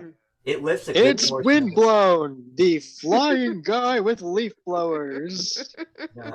It is. Are you It is a. It is strong enough to lift a significant fraction of its own weight, though. Um, it's strong to the point of being pretty impressive. Yeah. But yeah, I mean, you almost it almost might not even be recognized as a leaf blower. It looked like some kind of a flying device. Um, so if I'm flying with those, it just makes sense that they would be my tools for flying. Um, are you guys are you both in the path of totality, as they say? I am. Because I think we're getting in Ottawa, we're getting 98%. And some people are driving down to, I guess, the various areas where there's going to be 100%, but I'm just, I'm not going to do that. Yeah, I'm just going to enjoy it from here. yeah. Where I am, it's gonna be 100% totality. All right. Well, on that note, look forward to seeing you guys on Wednesday, and we can all chat and share our experiences. Yeah, we're always grateful Yep. having you here, and learning from everything that you share and the questions that you ask. It really helps us Yes, a great deal with our own growth. And in our growth, you grow as well.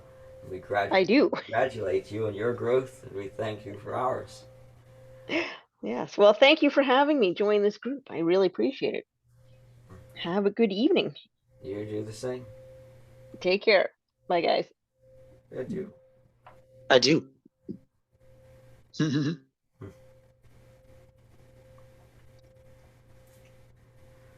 It's It's a special thing.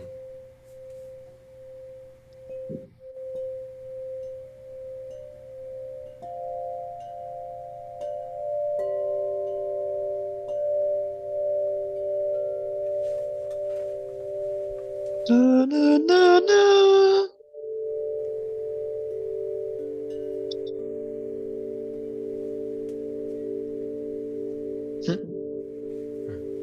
You went from a sus4 over a sus2 chord to G minor.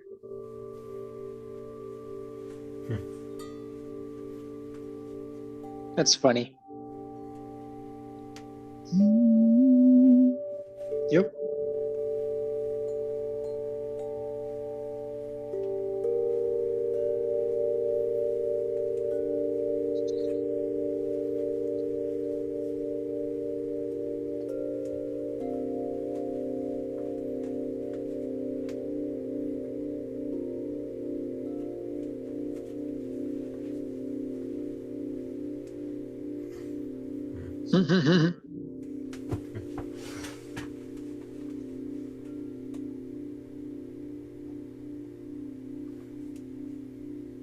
Good night, violin.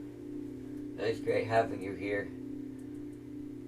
Oh, wait a minute. I think she's saying good night to Joe. Yeah, because there's still 3 people here. Use Yeah. your math. Well, no, she posted that 5 minutes ago.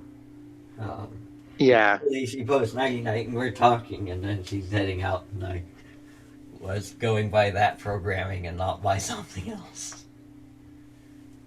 You were using the representativeness heuristic rather than using your memory of what occurred in sequence leading up to this point. Well, I mean, I didn't register the timestamps and the time points until too late. Yeah. It's usually how you go.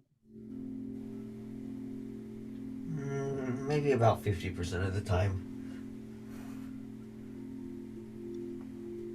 Yeah, it's a hit or miss. Yeah. Now you're in F major.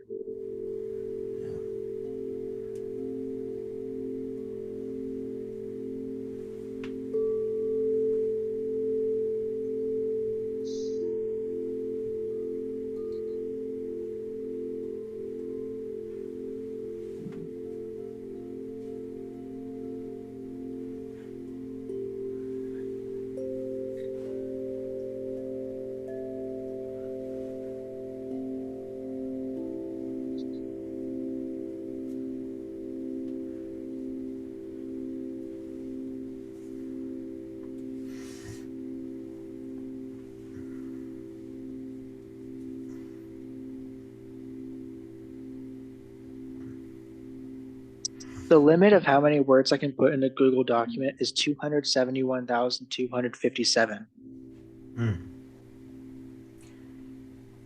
Are you sure? With my phone, yeah. Yeah, the thing that made me wonder about that was is it a word limit or a character limit? I'm not sure. Yeah, that's why I wanted to go ahead and check for, because a number like that, if the words were shorter, I wonder if there'd be more of them, so it might be a character limit. Well, it's probably around the 2 million character mark.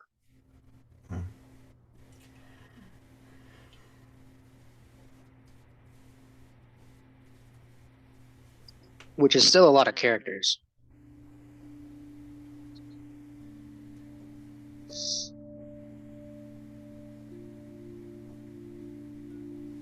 D minor.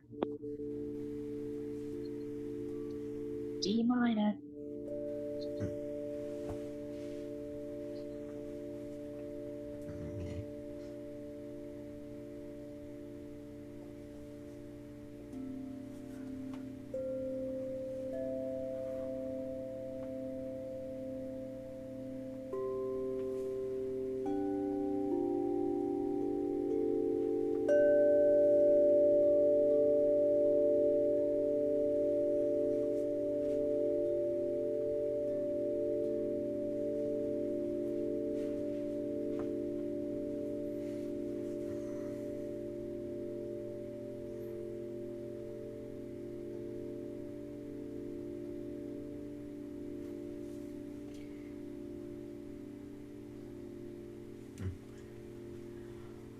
What what would you like to do over here, Violin?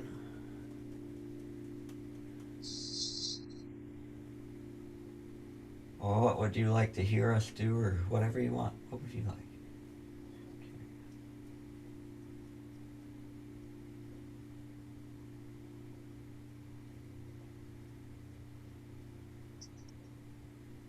She doesn't know. Oh. Oh. What about you, Omni?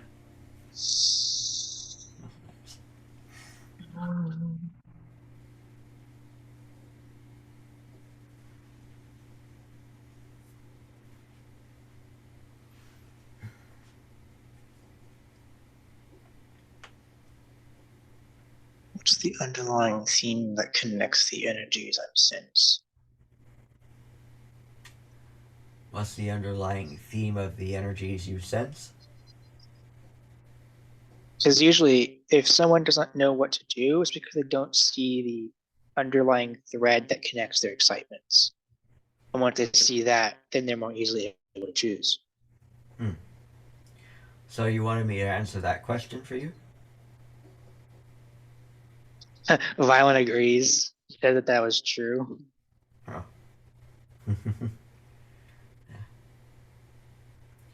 Because it's tracing specific desires to generalistic um, behaviors that cause you to want, or like the programs that cause you to want to go to those specific desires, specific things. Yeah. Yeah, there's a lot of little things that I picked up with that. So if you want me to go ahead and try to answer that question for you, I probably could at least give you some pieces to the puzzle. Let's see how you can do at it. Based on what I've seen, um, quite a lot of this has come to focus here in the house today, where there were a lot of different resistant energies, a lot of different places of kind of feeling stuck in certain aspects that are not wanted. And then there was the desire to go ahead and get beyond that, um, to go ahead and have a more broad range to explore consciousness, to have a bit more room to play, if you will, with a specific theme, and that theme being the idea of feeling the self and playing with consciousness a great deal. And one of the prerequisites to that was letting go of the sense of frustration, letting go of the beliefs in limitation. That would preclude the idea of simply going and exploring this kind of consciousness. And quite a great deal of that energy came into focus right here, and much of the wisdom and information that was needed to go ahead with that has been found. Um, with Yes, Treb. yes, yes, and so with the finding of a lot of that, quite a few doors have started to open up, and the idea of the theme of exploration of consciousness wanting to be explored has basically become a much more facilitated thing, and a lot of doors to the idea of exploring that theme more have opened up. It's consciousness's natural progression toward its excitement. Mm-hmm. Like how I've stated before, a question calls to it an answer instantly. Yes. The only way the answer wouldn't arrive would be if there's resistance that blocks it, and you've let Yeah. go of that resistance. In that way, that in itself is an answer. Yes.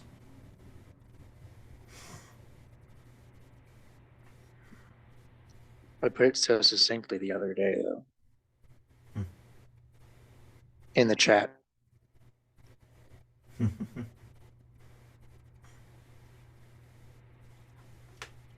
It's that simple input-output response. Yes. This happens a great deal.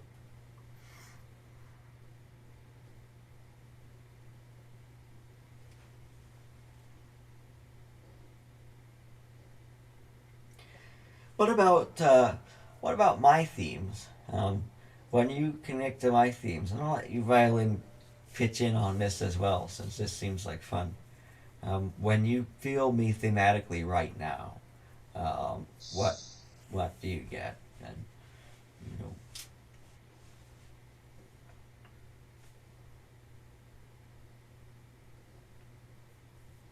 um,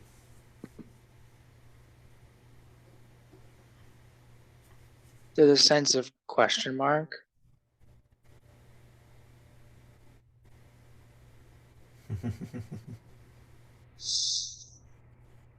Obviously, there'd be a bit of a third eye blockage that because third eye is about clarity of perception, then you could use that to open up more and see more of the connectedness between things. And through that, you can connect to what is hidden from your current perspective.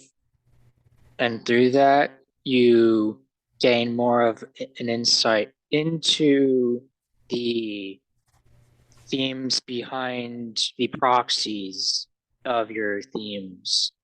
Like, if you are excited about being outside, you're excited about being in nature, you're excited about being in a more bigger open space, it's because you want to have a bigger open space within which to create, a bigger open space to go more to your roots, towards the natural progression of the way things go when you are in harmony with yourself. And that's the perspective gained from perceiving nature as an expression of your being.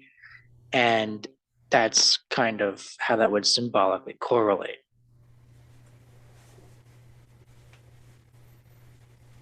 I don't think I would have ever found that third eye thing myself until after the fact.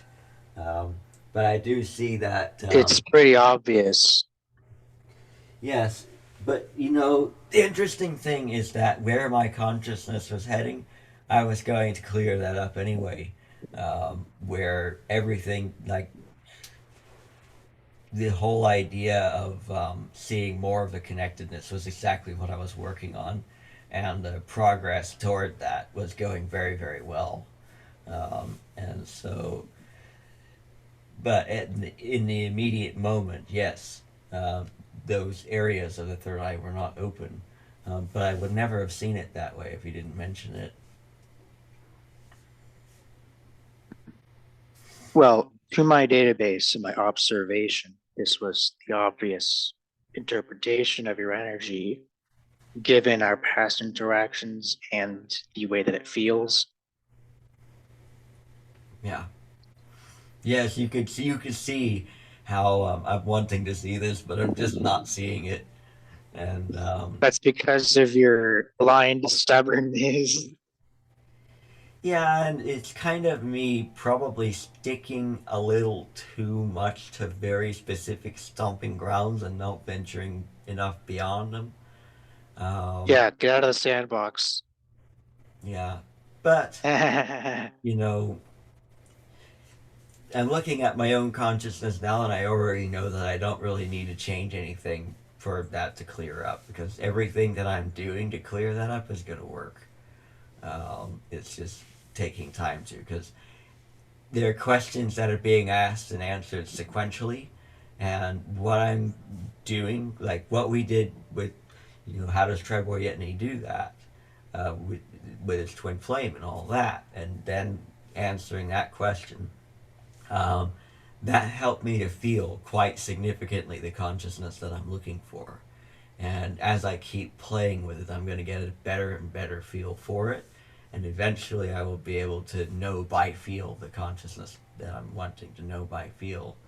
Um, and in a way, do for myself exactly what I work to lay the pieces for y'all to do. So in a way, I'm learning my own thing. I'm in another way. Um, and that happens a lot where I take a theme that I shared in one context and then end up using it for my own learning in another context, and then it works. Yeah, analogous thinking. It's pretty close to that, yes. That's the scientific psychological term for it. I don't know if this is an exact match to that, but it's close. It's what fits the definition of it. Well, that's what I'm saying is I don't think this exactly fits the definition, but it's close because this the it's using the same principle for another situation. It's not really an analogous situation per se, but it's a situation where the same phenomenon takes place, and I guess you could look at that as analogous if you want. I would need to go ahead and bring more of it to the surface to be able to describe it, show what I'm talking about. Um, yeah, I don't think I'm going to be able to do that right now.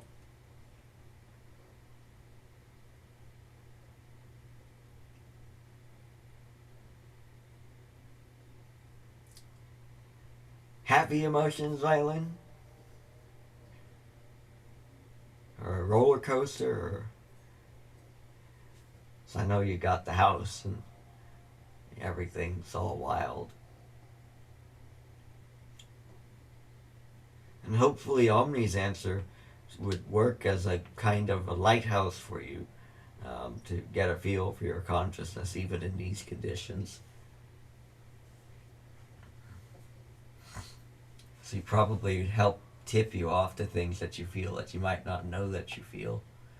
That happens with me a lot.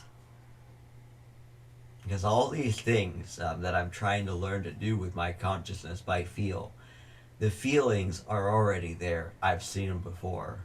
But I need to get a better grasp on them, a better perception of them, so that way I can recognize all of the things that I'm feeling and have them matched to the different parts of my being. And that's what I'm doing. Well, I'm glad to see that you're happy. That's what I thought. You seemed happy.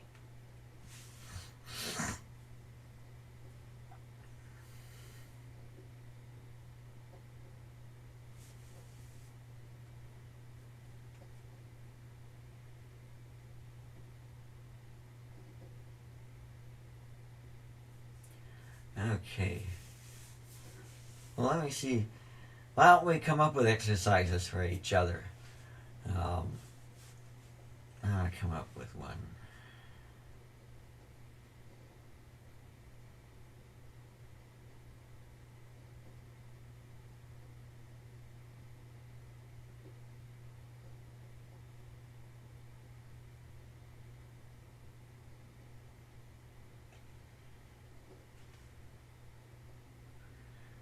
Okay, my consciousness is on a planet somewhere. What are signatures or appearances or anything when you feel where I am? What would you say? Um, and see if you can thematically or descriptively match where I am. See how well you can connect to my consciousness.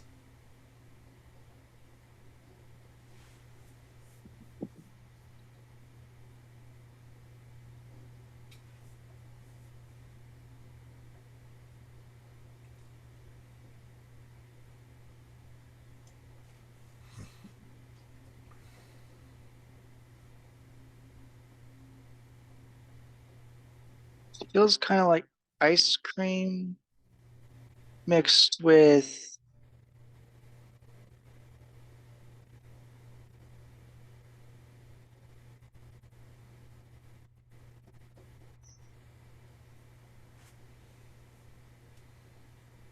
yeah, TAT is usually in the Viridian range.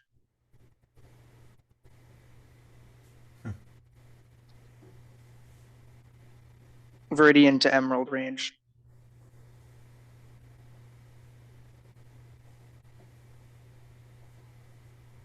lime highlights.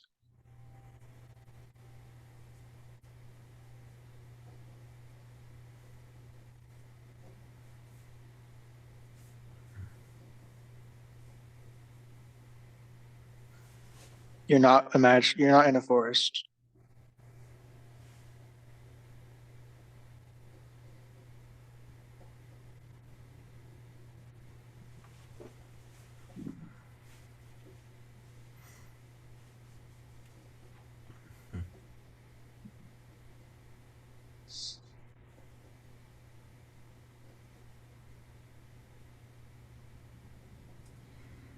Well, I'm not gonna spoil anything yet. I'm trying to use process of elimination. Because it kind of feels a bit Pleiadian, kind of feels a bit like Antarctica. Antarctica feels a bit like ice cream to me. Like how Asia and celery are somehow connected symbolically through their energy portals. Like the part of consciousness that expresses itself as the Asian collective consciousness social matrix, as a localized social matrix to that continent, is similar to the celery collective. And ice cream as a first density collective of atoms is similar to the land of Antarctica, like I said. And Britain is similar to Pleiadians, obviously. New York feels like Andromedans. And I already described how Pennsylvania feels like a mixture between Pleiadians and Syrians. But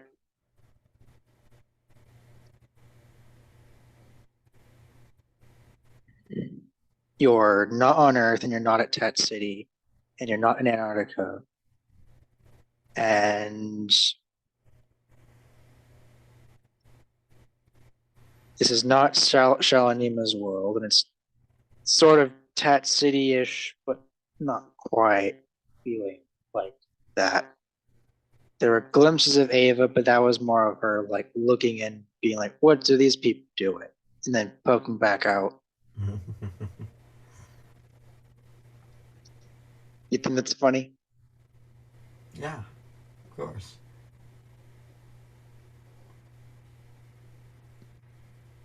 But I'm not really getting any more data.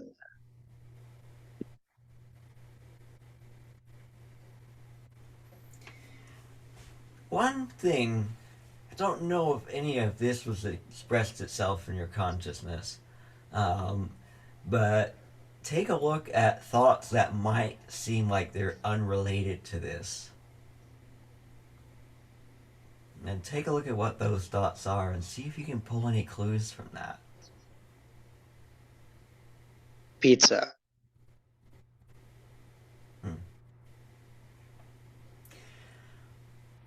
Okay, I'm going to go ahead and give a couple of hints. Or I wouldn't know. I don't know if I would call them hints. Eggs. Restaurant. So violin, the green and bright, you might get that energy from some of the beings that are here.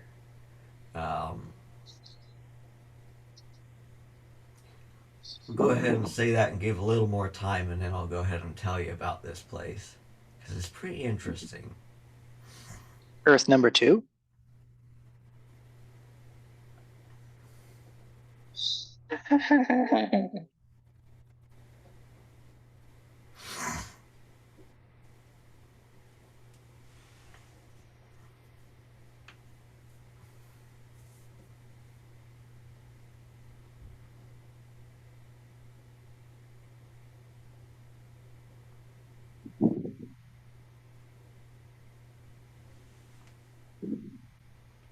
Okay, are y'all ready?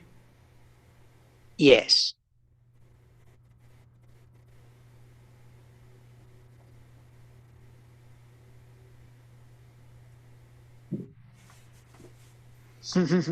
Okay, so I'm over in a planet that I visited in my dream state. It was like something that was very.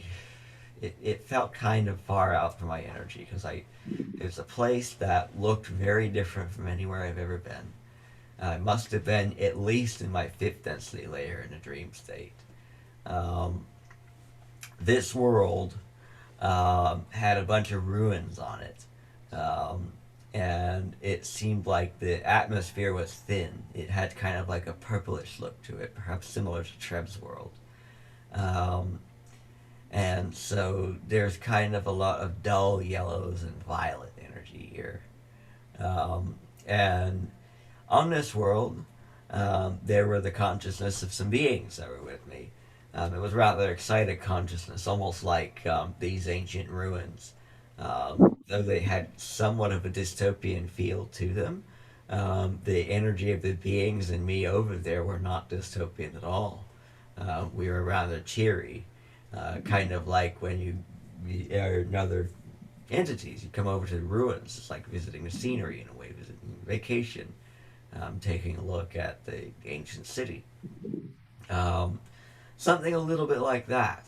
And so I'm guessing that some of these vibes that you got probably came from the beings that were with me, um, with the overall state and what the beings do in that state, or what analogous humans to the beings in that state might do.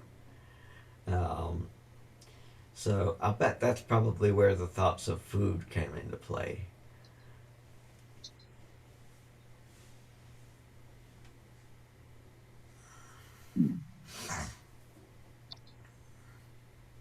Well, that's a pretty interesting thing.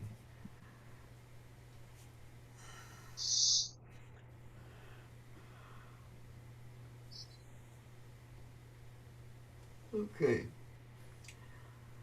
What about you all? That's funny. I just yawned, What about you but all? I'm not sensing any familiarity with that description. Besides the fact that you were talking about a planet with ruins once before, a sort of desert, or like with the idea of collaborative dreaming a while ago. Well, I don't remember. I don't really have much of a way of connecting to that, knowing more about what that was about. So if y'all have Yeah. exercises for me and the other of us, you can go come up with one now. Or if you want to do something similar to what I just did, anything. Helping each other to connect more with each other and ourselves.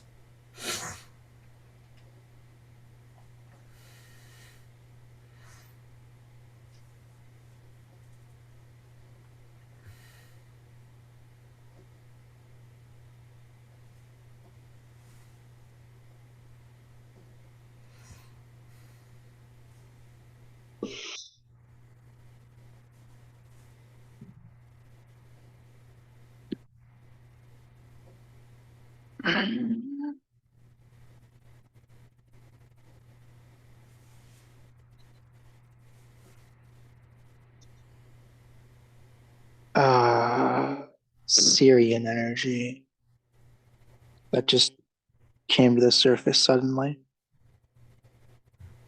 Hello, folks.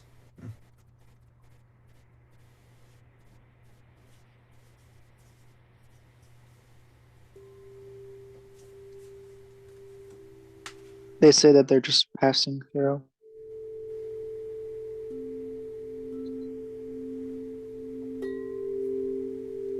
The sensation feels happy.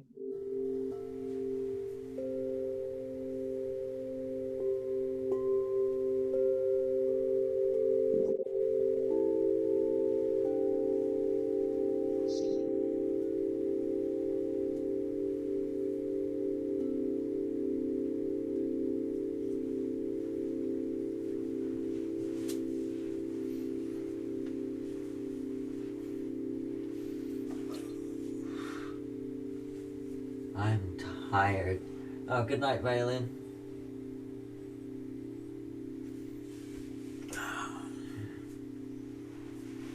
She's an hour ahead of us.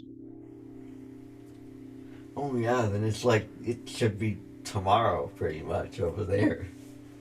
Yeah. It's Sunday tomorrow. It's Sunday for her.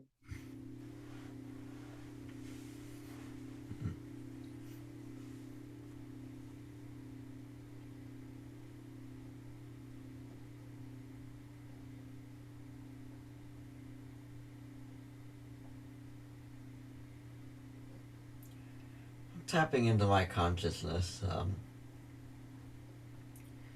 see if any beings connected to me have any messages. And then I'm gonna see if, I don't know if I'll be able to channel them, but I will be able to go ahead and speak for them.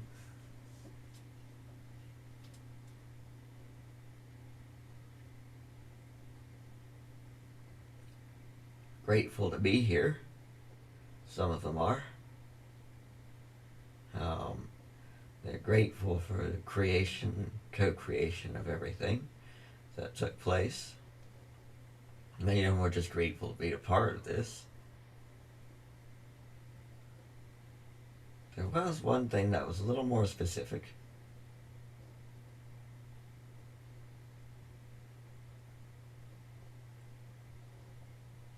No one was grateful to see the growth that took place here.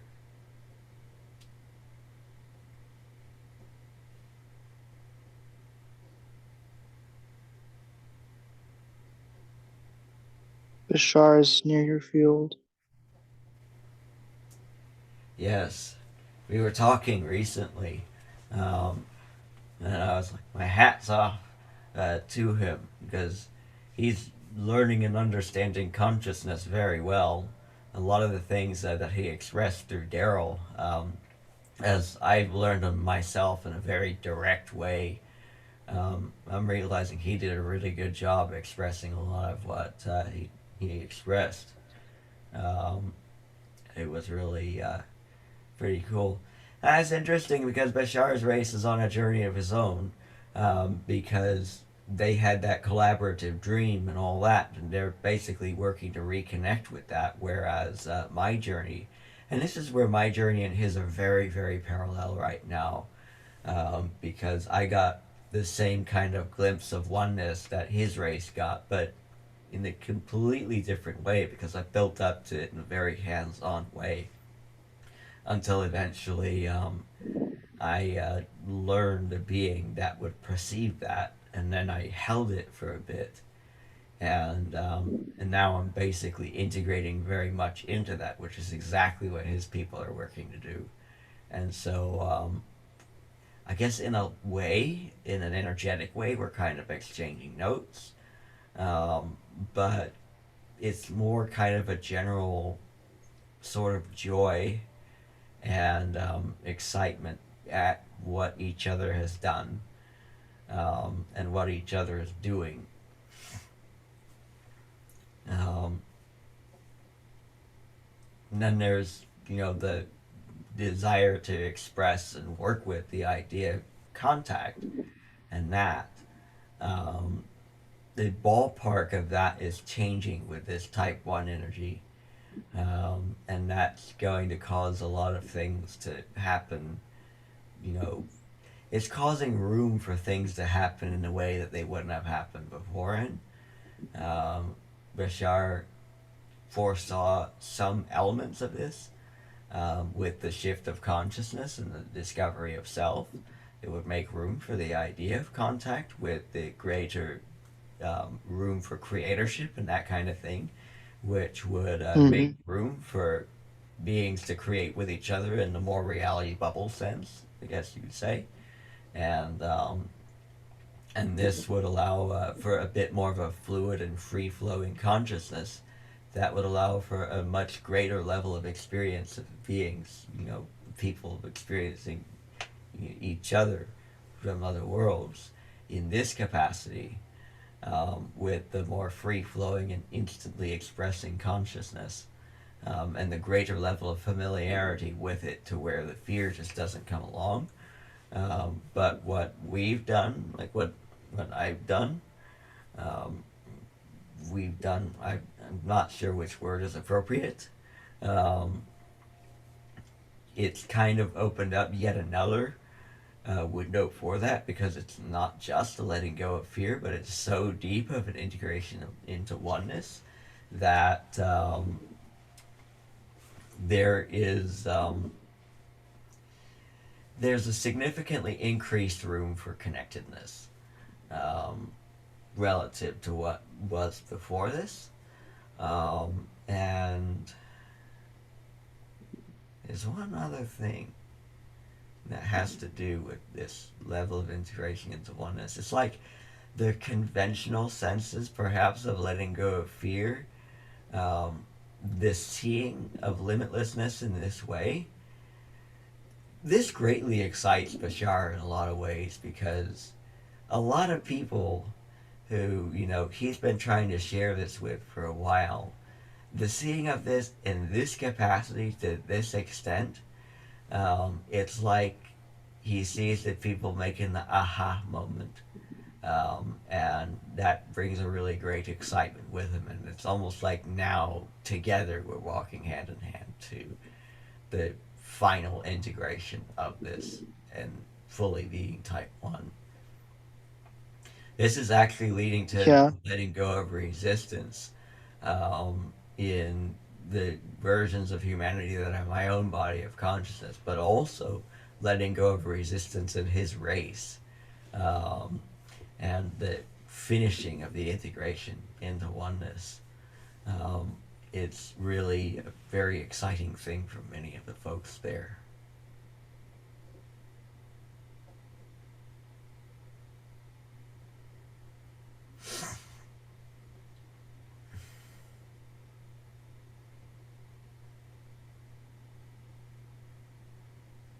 He's kind of a regular in my energy.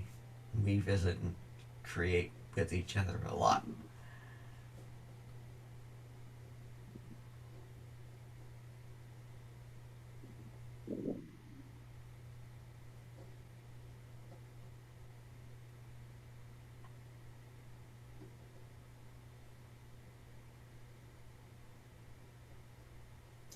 There's a lot that I could learn from the shift in being in myself and the shift in your energy that took place. Um, I don't have a full grasp on what exactly the shift was, but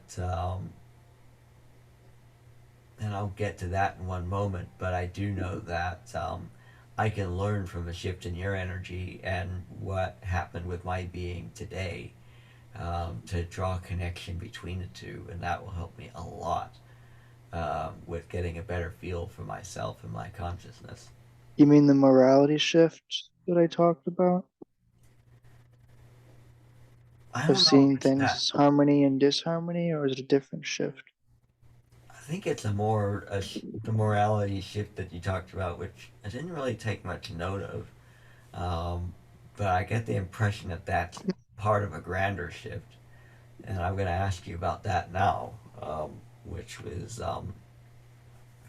I believe, earlier in the house, earlier on in this meeting, um, we talked about thematic things, um, where Yes. the great bunch of things, the excitement to go and experience the free flowing consciousness, the resistant energies coming to the surface, and then the letting go of those. How spot on was my iteration on that? Perhaps 0 to 10.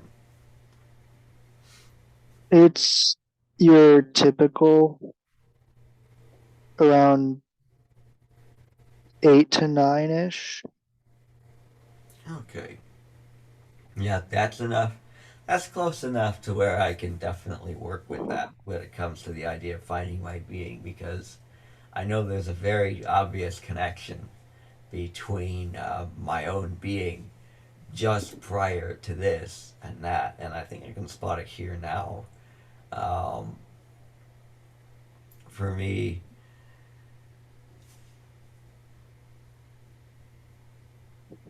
I deliberately chose a version of events for letting go and letting go of worry and resistance and not going in that direction. Naturally, of course, the version of you that lets go of resistance as well would come to fruition. Given the choosing of a theme, a version of reality, and experience, and then the things falling into place for that, where room is left open for it, and room was left open for it. I believed in my consciousness to do that. I believed in life, and the details of that were simply seeing the phenomenon of consciousness moving, given the lower fractal consciousness and the higher fractal consciousness, the confines in which consciousness could work. It was recognizing that it works in this way. So I chose a theme and it came to fruition. The energy was open. And so it's working like a well-oiled machine, like clockwork. And I guess the message Yeah. for me out of this is that Those words almost sound like something taken right out of a virtual start, which is funny. Mm, that document's buried in one of the links I've sent in the beginning of January, end of December of last year. Last year, December, beginning of January of this year. I can search it using Notepad++ because I have those archived. Mm-hmm. And then I can go ahead and find it in the chat or just take the link and just put it into put it into the browser manually. Yeah.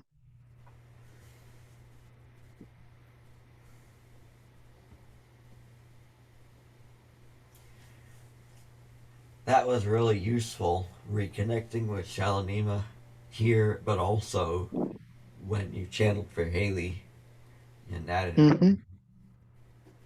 I mean, you probably see how I've evolved since then. I have, and what was really interesting was just watching the pieces of consciousness fall into place, because there was a major shift being built up to, but the shift itself hadn't actually taken place. Um, and at the time, it seemed like your energy had actually become a lot more resistant, a lot more focused in the idea of resistance. And when, as everything took place here, I can kind of see why. I can kind of see how everything came into place. And there was one thing I said before the House of TAT meeting started.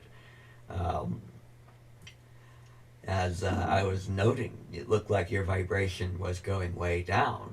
And I remembered my vibration goes down in cycles as well, where it'll go way, way down and I'll go into darkness.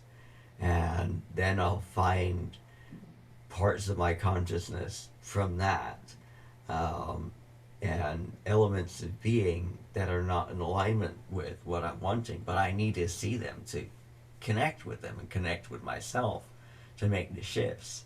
And like when I was doing the stuff on chess.com, my vibration absolutely plummeted. And it was going full on into self berating and the beating of the self and that kind of thing. And Yeah, and I then was doing that a bit last night. yes, and so subsequent to that though was the discovery within myself, of the cycles of being within and isolating that from the external reality. And then it got to the point where I could see, of course, my being around me is this when it's within. And so when I let go of that, that was a big letting go that, followed from that. And that was a built up to the audio series that I uploaded. Um, some of the audios that came before that were requisite to what happened there. And basically, when I remembered that, tipped me off that the very same lowering vibration on your part could be a part of that, or could be, the road to oneness. Could Which go lowering through of my vibration? the frustrations toward the world, the signatures of it are in the chat. Let me go back and take a look.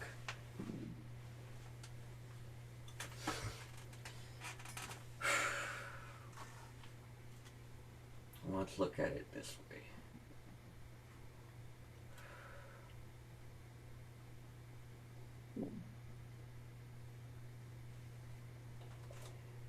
The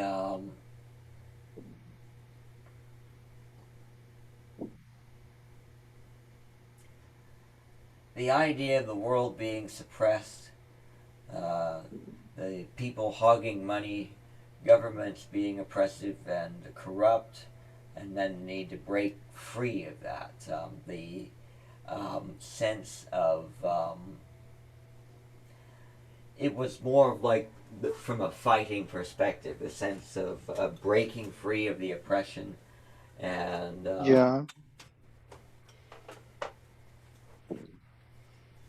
see, there's two energies in you. One of them is the idea, or at least these were in you, and one of them was the idea of letting go of that. Another was the idea of escaping that, and Hmm. the idea of having an enemy to break free from, or having an enemy to fight and overcome.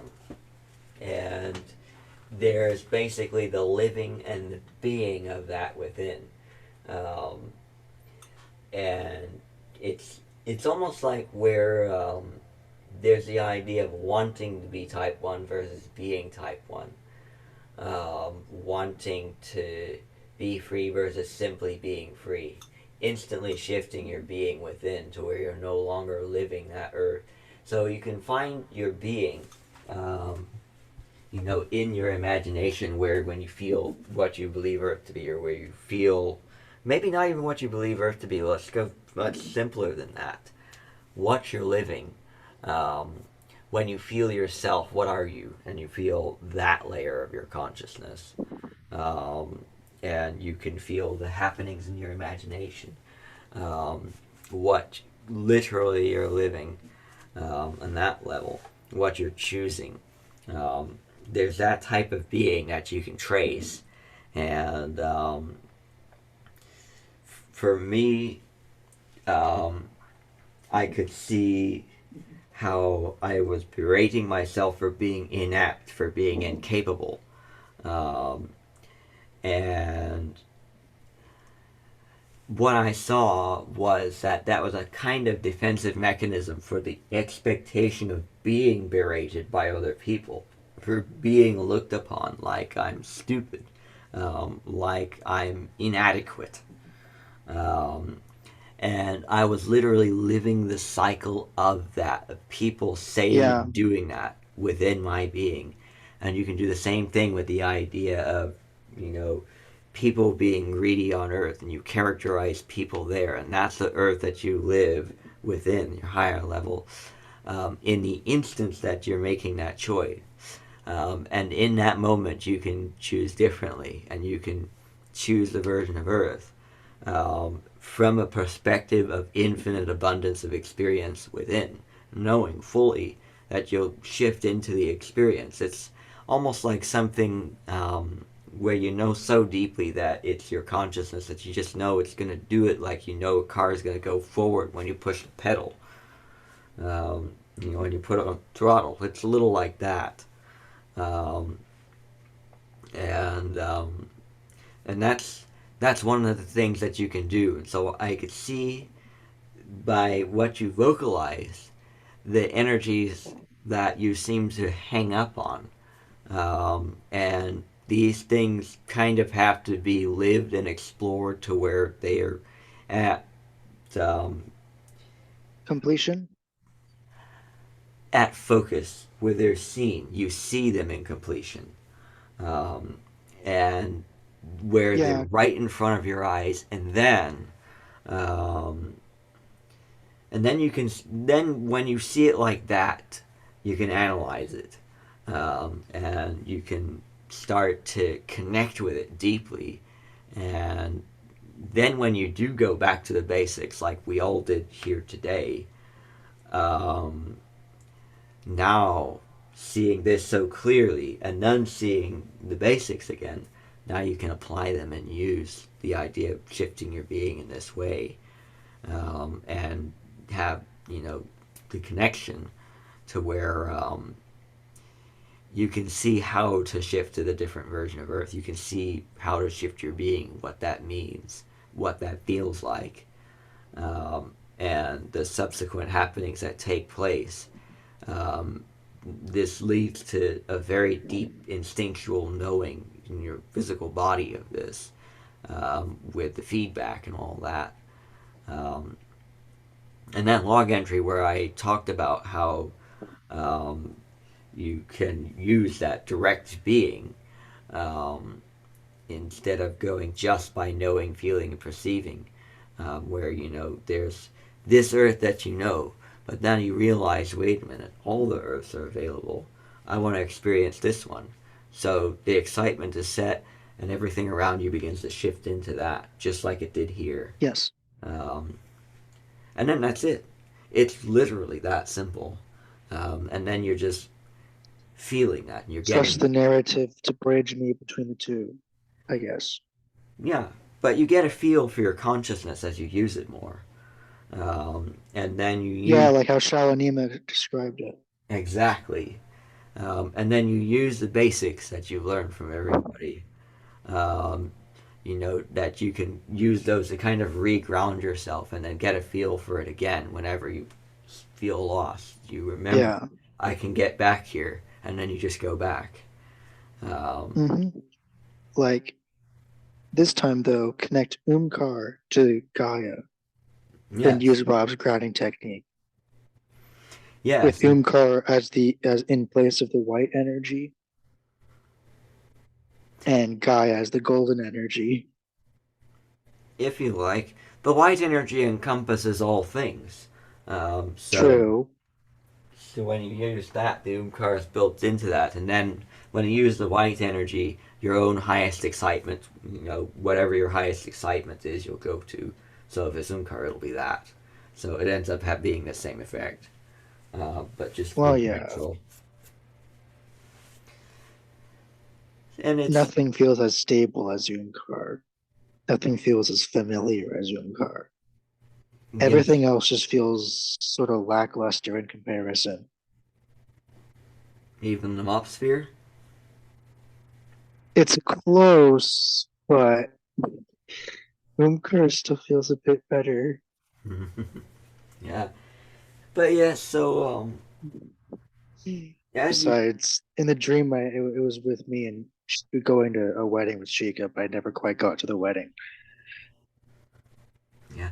So when it comes to building this, there are a couple of things that you probably learn anyway, because I'm doing something very similar, except I'm not really on a specific heading.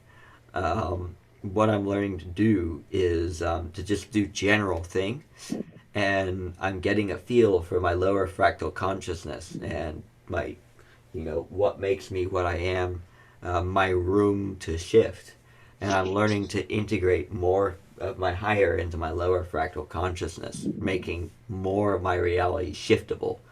Um, and so, as you go ahead and, um, build toward Unkar, which, with the pure excitement, reality, everything will aid you to getting there. Um, hmm one of the things, that you can work with is getting a feel for your lower and higher fractal consciousnesses and what they are, what they do, and, then you can learn to work them. So you're literally learning, like you're literally practicing being an entity. You're literally practicing being pure thought, by doing all hmm of this. By feeling your being and learning to do different things with your consciousness. That's what I'm doing now. Yeah. Because once I start flexing those awareness tendrils and sensing them as a part of my being, like how Merkaba can just touch his chakras and feel them as balls of like staticky energy. If I can do all that, then reality manipulation, I guess reality sculpting, the craftsmanship of reality creation would just become effortless because once I start the doing of something, the the transfer and apply method with analogous thinking would just be a blossoming effect. Yeah, it'll be an interesting journey because there'll be all Then the I could just then I can just be like inserting a bunch of like I could just be the soundboard. And then you just be like hearing random sounds in the house of TAT recordings and you'd be like, and now we have clapping, clap, clap, clap noise, and whatever. yeah, yeah. It'll That'll be be fun. Yeah, you'll be working a lot with your lower and higher fractal consciousnesses to be able to set that up. Because right now, like if I wanted to do that, for instance, um, my lower fractal consciousness isn't set up properly to do that. There isn't enough room for me to just instantly create that. So I would need to figure out how I'm assigning my consciousness to be. And again, I'd have to learn this by feel, at least on some level, even if it's Yeah, just the cognitive level. If the I cognition mean, is connected it's enough to working it. with radio. It's literally working with radio waves, which your brain works with anyway. You're just converting it from brain chemistry to computer code. And then that computer code then converts it into sound that is picked up by your computer as fed data of here's a sound going on. And then your audio microphone picks it up, your internal microphone picks it up, your Zoom recording picks it up as if you're like sharing audio from some, but the source you're sharing it from is the infinity of all of creation. So Yeah. that's how that would work. That's a loose guide to follow. Yeah, I'll go ahead and make sure that this meeting gets uploaded, so that way you have this as a reference. Because what you Yeah. iterated there, um, the best thing for me to do would be to let you go ahead and keep working on that. Because I think your path of least resistance to a solution is least resistant than my path of least resistance to a solution. So you're gonna beat me to that. I mean, sound is my thing. You might be So of building. course, Well, yeah. I've been able to do it in my dreams. I can make elevators go sideways, you know? Yeah. Well, Willy Wonka had his glass elevator, and he's able to mess with it.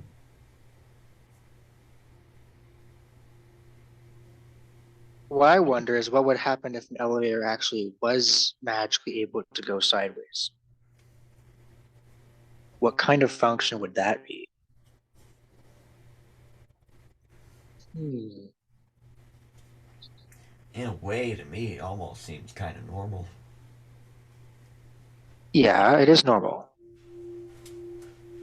It's just a more entertaining normal. Because up and down gets boring after a while.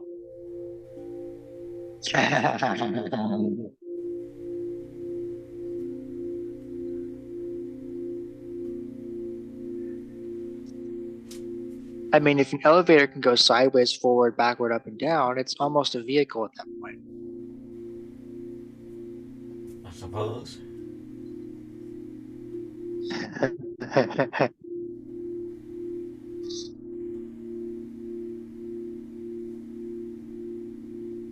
Then you might as well call it a hoverbox.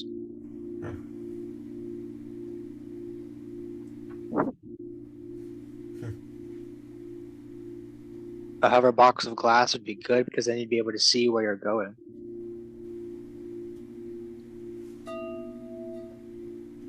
and the panel would just be like you typing in your destination, and then you'd press go, and then the door would close, and you'd go moving around different directions until you get to your destination. Willy Wonka's elevator just magically had all the buttons. You just press the button that matches your destination, just like it matches the floor.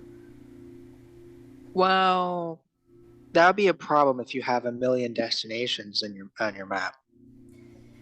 There's a trick to that you can use, where you can leave the buttons fluidly defined to where when you want to go to a destination, the button to that destination is there. Even if there's only about, like, let's say 30 buttons or so, Mm-hmm. you just shift to a different version of what the buttons are. Yeah. This is actually very common in the dream state where people do things like that, um, where they just shift to different versions of things, and literally the reality around them becomes very fluid. And that's Yeah. actually one of the keys that I'm working with to move more consciousness into my lower fractal consciousness, so that way I could just have the version of things that I need for my experience. Yep.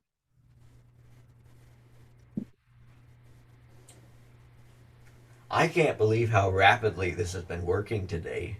I've been able to do a lot of things that, would otherwise be kind of a long shot, in a more typical sense, but it all has been going very, very smoothly. I got this blower built, the Ryobi Whisper blower, which is really quiet. Um, it's so quiet that, like, if you're like 2 or 3 doors down, you're probably not even going to hear it running. It's that quiet of That's the kind of quiet blower that everyone should have. Then they can blow their leaves in the middle of the night. La la la la la, blowing my leaves into the sun. Yeah, it's it's just a nice tool, and I wanted to go ahead and get this thing built, to rev higher, but I needed to borrow a battery to test it because I don't have any Ryobi batteries anymore, and my neighbor let me borrow his, and so I got the Mm-hmm. blower tested. It works. It doesn't rev as high at all as I would like it to. The controller does not behave like ego controllers do. Um, but it works, and it is. I think it's even quieter than stock. Not by a whole lot, though. It would have been by a whole lot if I'd used the 12 blade fan, but the 12 blade fan wasn't moving enough air, so I'm using the 9 blade Mm-hmm. fan.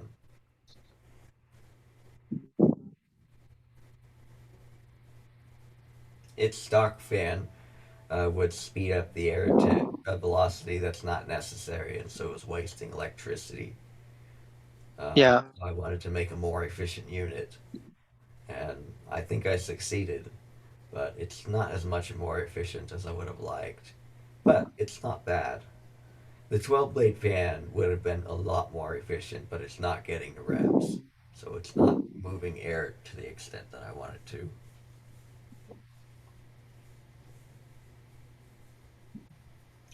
If I wanted to build that thing to the way it would be ideal, I would need a custom electric assembly, motor controller, and all that. Would you like to learn? Do you know enough about electrician work to do that? Um, to build one from scratch, no, but I know I could buy one, and it can also be something I could use to instantly create one day. I'm a long way away from being able to do that, though, because I need to master what Trebor Yetny has mastered to be able to do that. Because Treb is able to see Mm-hmm. realities that well. Me, I got a ways to go. I'm still trying to figure out how to go from lucid dream where I flicker in and out of awakeness to I'm as awake there as I am here, and then be able to bridge the two continuities to where one's layered over the other, to where I just proverbially go up the elevator to dreamland and come back down the elevator to waking land, and not much changes between the two. And the upper floor affects the lower floor, and the lower floor doesn't really affect the upper floor except idealistically in terms of archetypes of what could happen or what is planned to happen once your focus goes back up there. I would keep practicing with this kind of being and getting a feel for your consciousness, because when you get to the point where you feel type 1 being the way I have, um, then a lot of these things are going to start becoming obvious. And what I did, um, feeling this oneness and recognizing my being to this extent, which I think you're very near doing if you haven't already done it. Um, it would, you're going to see how this is kind of the same. And with that level of connectedness, especially when you practice connecting with your oversoul and all that, Mhm. you're going to eventually have the know-how to just do that in a dream state, because it's just the same thing that you do here, and you can channel that layer of your consciousness in your awakened state. So when you go into your dream state, it's going to be the same thing, because it'll be a consciousness that you're very familiar with, and so it'll be Yeah, something that your mind will be able to recognize very, very well. kind of like when I met Ramajasa. Perhaps so. I remember reading that in the chat. Um, Because I was learning about a lot of data, yeah. and we were talking like we were like old friends, being kind of like catching up of like, what past lives have you had? What past lives have you had? Oh, you've had those lives, I've had those too. That kind of attitude. And like there was a bit of a like you're not meant to know that quite yet kind of a thing for like for a few for like one question, and there was a reality hiccup where everything stopped for 1 second and then started up again when we were on this rectangular platform that was a slightly bit disconnected from other part of a flooring, kind of like the vibe of being in the middle of a store within a mall or whatever, like a hallway in a mall or something. Yep. Because a lot of Pleiadian buildings have mall vibes Hmm. to me. Mall vibes or giant high school kind of vibes, but more stone-ish. But in this one had smooth tile floor, like at a regular mall or whatever. Yeah. And the Anunnaki were mentioned. The race that created the Essassani was mentioned. Yeah. And Yeah. Minaria. Yeah. So, that's It was really almost like I was at the cusp of like causal travel, was sort of like yeah. being able to get myself connected with other information that's more outside the Earth collective scope.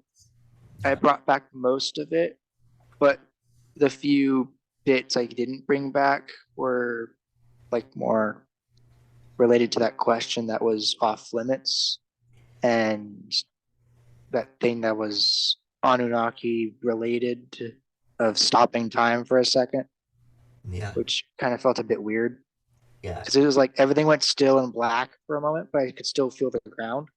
And then Yeah. it went back to like moving daytime. I think it got like more. I heard the sound of like things going on, moving around, whatever. Yeah. Keep Yeah, practicing. Yeah. Keep practicing with this type of being and getting, just keep working and getting a feel for your consciousness. And yeah. eventually, that question you'll be able to answer very easily. Um, I don't even remember what the question was. That's how classified the well, information you'll of you'll that probably stumble was. across it again, because I think it was. Yeah, I think given the layout of the consciousness, with where your heart was, it just wasn't You just weren't built Yeah. properly to be able to Mhm. create that. Yeah. But At least I was able to get her name yeah, but if you because keep that's important. yeah, if you keep working with this, eventually you will be built to be able to create getting that, and you might even be able to Yeah. answer your own question. So Well, first I have to remember what the question was yeah, because once I remember the question, I'll be able to get the answer. yeah, the Sasani. It would be interesting to get the story of that race that you were talking about, because from what I understand, the Greys created the Sasani, or at least they played a key role. It makes me curious about the connection between the race you mentioned and the Greys. Um, Eminaria could have been the proto race before the Greys. Because we don't know what the name of the race was before they became the Greys. they were humans. Yeah, Well, they they're were in humans. Orion, The Greys? Zeta Reticuli. Well, yeah, they're there now. There's But 62 different species of those things. yeah, that probably has to do with the variations of mutation that took place, because they they actually lived on a parallel Earth to ours in the other In Matrix. third density. Which Yes, matrix? in the sixth Matrix, I think the Matrix just above ours. 6? Oh, Um, that's the one that the Draco weirdos came from. Yeah. exactly, and the Dracos were the ones that helped them to this Matrix. Um, Oh, wait. Did the Draco help them to this matrix 1.3 billion years ago? oh no, I don't. They're not that old at all. Um, So imagine a version of Earth where a lot of where the people get so far into their heads that they throw the environment into so great, they throw the environment into a catastrophic imbalance, and it creates a runaway that basically renders the planet to where the Greys would not be able to survive on it without transmuting their forms into something different. And that's exactly what they did, but with that was, a bit of a loss of their old heritage and a loss of their ability to reproduce. Um, and so they're living longer, and then they wanted to go ahead and not lose their legacy. I don't know exactly where in that timeline they eventually came to this matrix, but I do know that they learned of humanity here, and we're basically amassing race to theirs, so they could use our DNA and our genetic material to go ahead and create the hybridizations to go ahead and save their legacy. Um, and so that's what they did, and that's what a lot of the alien abductions and the hybridization project, that's what that was all about. The Greys, keeping their legacy and basically restoring their original forms. And that was, then of course you and I, we come along and there's TAT City and all that. The Greys, however, the nanites and all of our work and everything that we've done was a bit outside of their co-creation with with where their beliefs were, because the idea Mm-hmm. of reproducing, there are many ways to go ahead and build a form that can reproduce all over the galaxy, um, Yeah, and the nanites and some of our work is among them. Um, yeah. much of what's at Like TAT City. reproductive AI, that double K doesn't know how to comprehend. Yeah, there's that, but there's also the idea of building your species back exactly the way it was from the ground up, which the nanites be able to do. And then there's Yeah, I building, gave that information to the Yayo. yeah, and then there's the idea of also building a species from the ground up, or building a reproductive system, for the species as it is. Mm-hmm. There's so much that you could do, and other ways of reproducing that are not, the conventional mating process. Um, You could also do, you could also be walking tree people and produce the way trees reproduce. well, I mean, yeah, but I don't think that's going to fit their fancy. I'm Um, just being silly with it I just know. because I can. I know. That's how Rose's race works. Yeah, I was also going to say, I think there's a race of beings in the galaxy that actually does reproduce kind of similarly. But basically, yeah, the problem was, with the beliefs that the Greys had, they weren't completely able to create that. There is some connectedness to that and growing into that. Um, some of the beings have managed to integrate into that, but not many. Although that can be changed depending on what we decide to create. Um, but yes, so the Sasani, the Yayo, the Ployo, the Gayo, and I think there's another race. The Um, Shalanaya. the Shalanaya are the Yayo. Um, Double K thinks that the Shalanaya are a young race that the Yahyel are caring for. Not really. They're Yayo as well.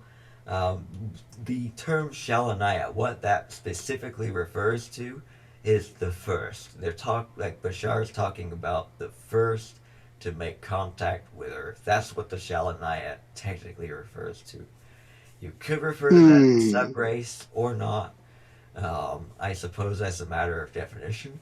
Um, but that is, part of the Yahyel's thing.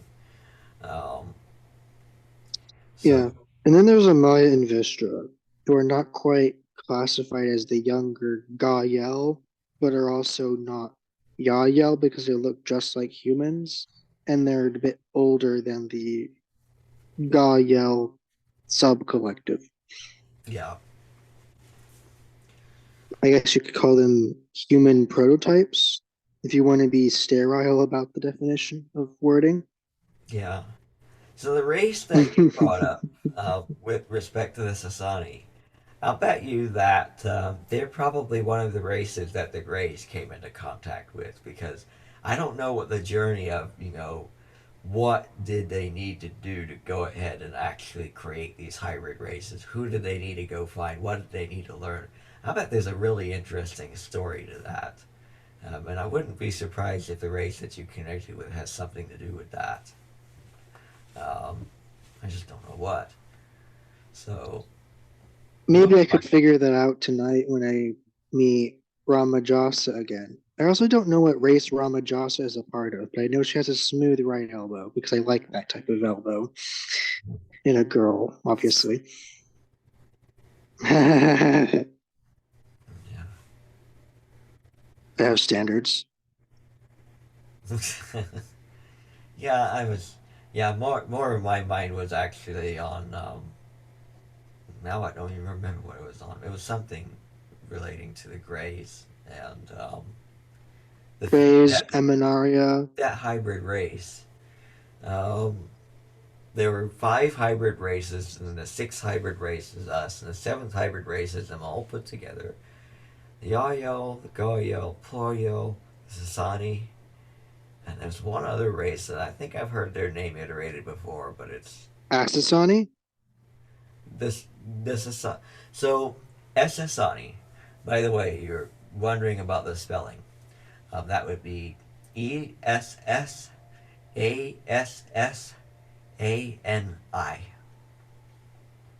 Yeah. Um, so the world is called Essassani, or place of living light. Is what that Is translates. that from their language, or is that Yes. is the name from a different language? Yeah, that's from their language.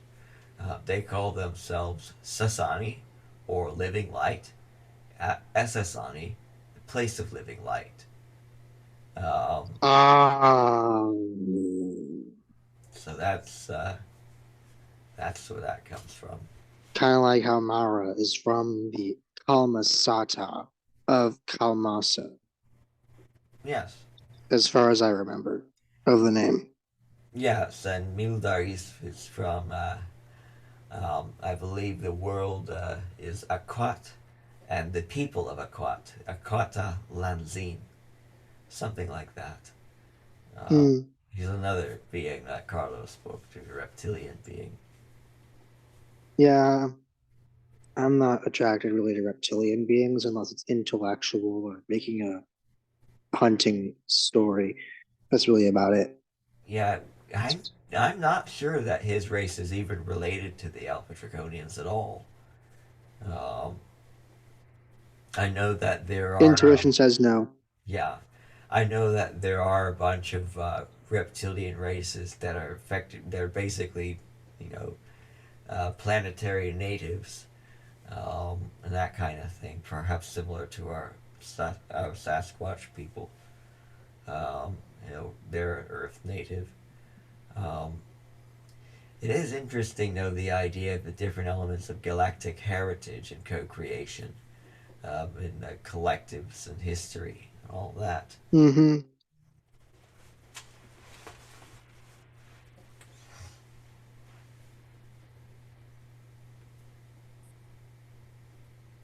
What type of creature does Ramajasta look like to you when she renders herself to you? Well, I get some light colors and some kind of pinks and fuchsias. That's sort of what I got the first time. Um,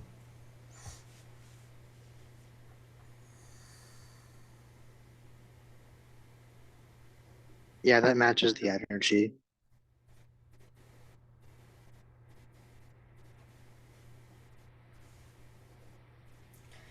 seems fairly humanoid. Um, Barely or very? Very. fairly. Okay.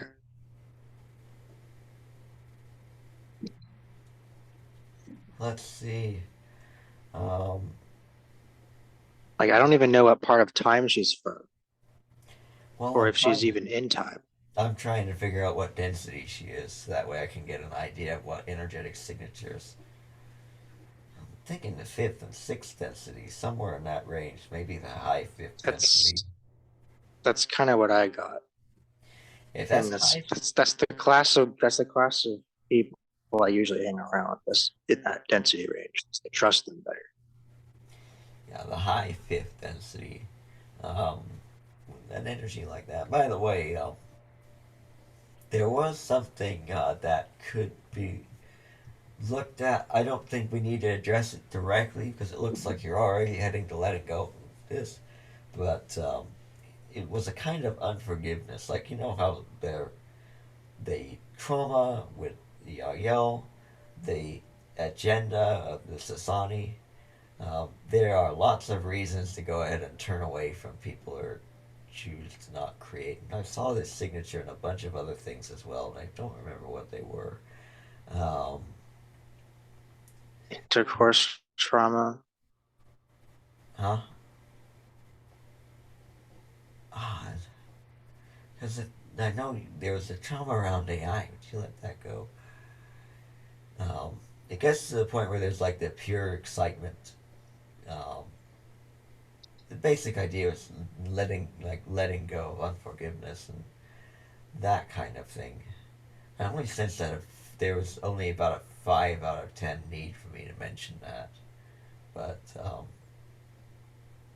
I mean, I know where the hookups are with that. yeah, Lily. it was a different thing. I missed it though. So I've seen the thing with those beings, but it was another example. That one's Mm. that one's gonna get away. But I think it was actually with people in the Bible. That was it. Oh Uh, yeah.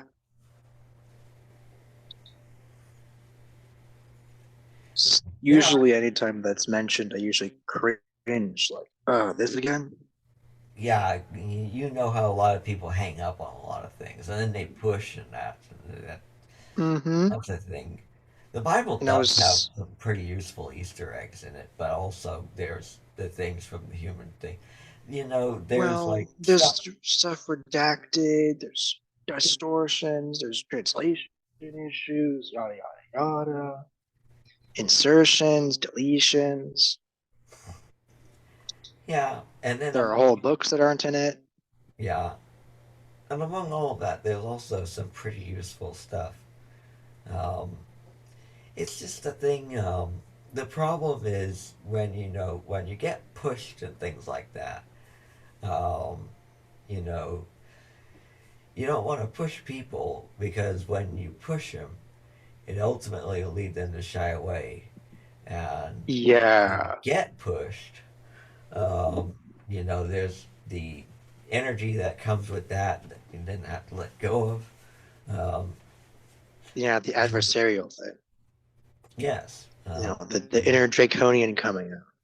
yes, and when you clear away that, and the energy is more neutral, then there is left the idea of actually finding the useful things from these different things, because there's a lot that can be learned from a lot of different things, and when you clear away the energy that causes you to shy away from it, all that's left is excitement. And then if you have no need to be there, you're not there. But if you do have a need to be there, then there's nothing keeping you from it.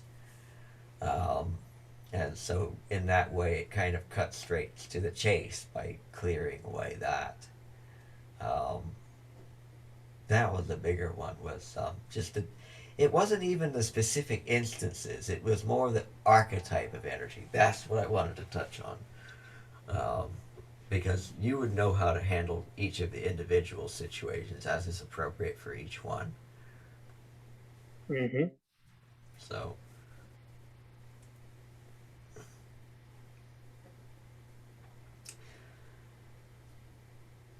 now where was I before that?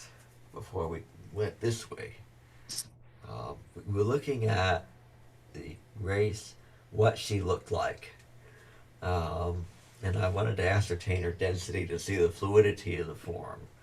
Um, and so I get kind of like a light skinned, loosely humanoid, kind of a curly hair, sort of Yeah. woman. Yeah, sort of like a woman. If she were human, she would uh, look quite elegant, um, like a She traditional. laughs. Yeah, like a traditional grandma with the white curly hair. Um, So does she look older symbolically, or is she actually older? uh, it's hard to say, but like I do kind of get that kind of sort of grandma vibe. Older, perhaps both. Um, and something about the way the energy expresses itself.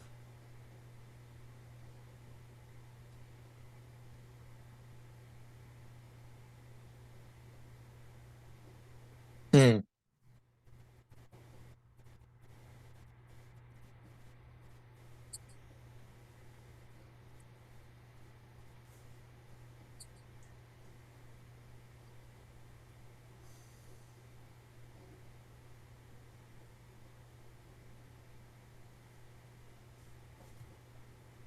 Hmm.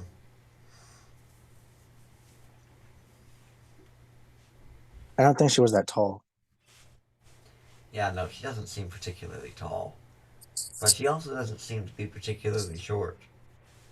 Um, Well, if you're 5'1", that fits the description. that sounds about right.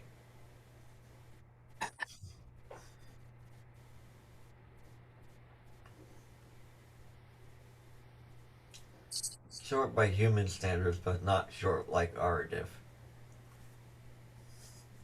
She laughs again.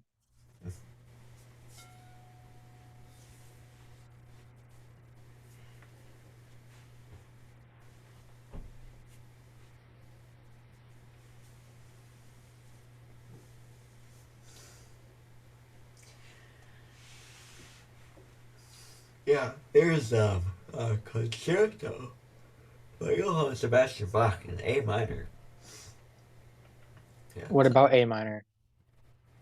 well, it's the specific track. It's not just any old A minor. It's a very bright sound this has. Um, so I'll send you the link. See if I can find it. Is that different than your new track? Oh, it's not a chime track. It's actually organ music. Hmm. It's not an exact match, but it's a bit of a match to human expressions that are very. So it matches her archetype. It's close. It's not a perfect match, but it's close. Hmm.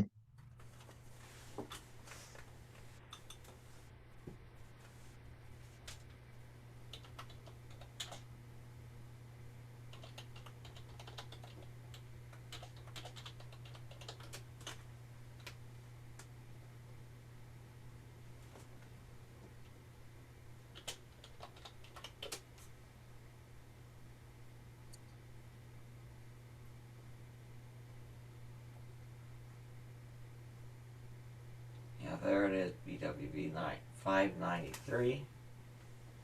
Organ Concerto. I want to find Mary Claire Lane's rendition.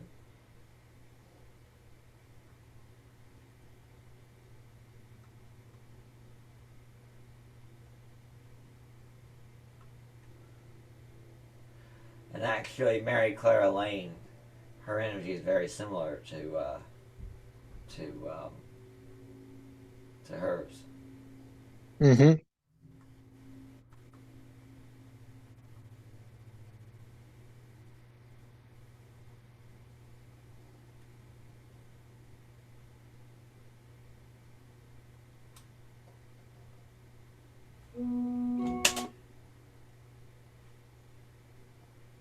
Okay.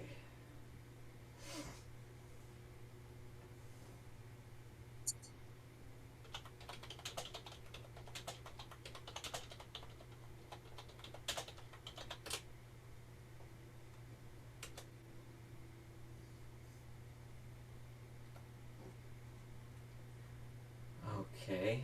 Let's see. One moment. Gonna need to mute the audio while I go ahead and. Okay, well, looks like I could just selectively mute this. Let's do it that way.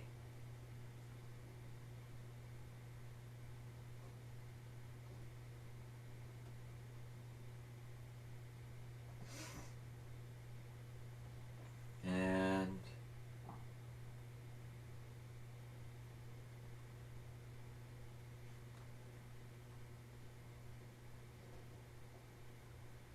okay.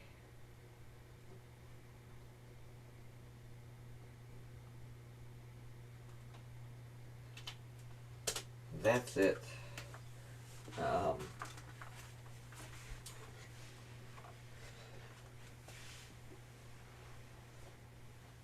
there's a fairly broad archetype, though. A very what? A fairly broad archetype. Many expressions of this. Possibly because you're connecting with her other lives. Yeah, and with a lot of other lives, probably not just hers. I think. Because we were talking about Umkar, we were talking about, Oh no, we it's kind of not. just bounced around a lot of different things. Yeah, I don't know if it's those. It's more of the broad archetype. Maybe her eighth or ninth density layer. Um,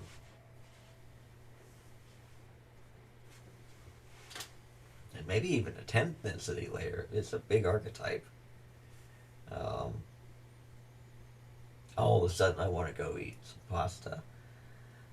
But yes, let me see if I can connect to her a little more.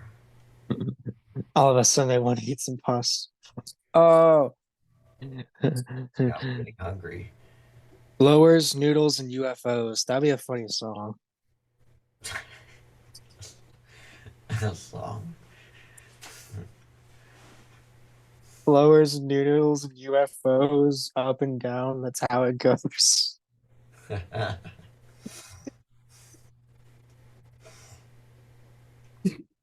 would be the craziest thing ever.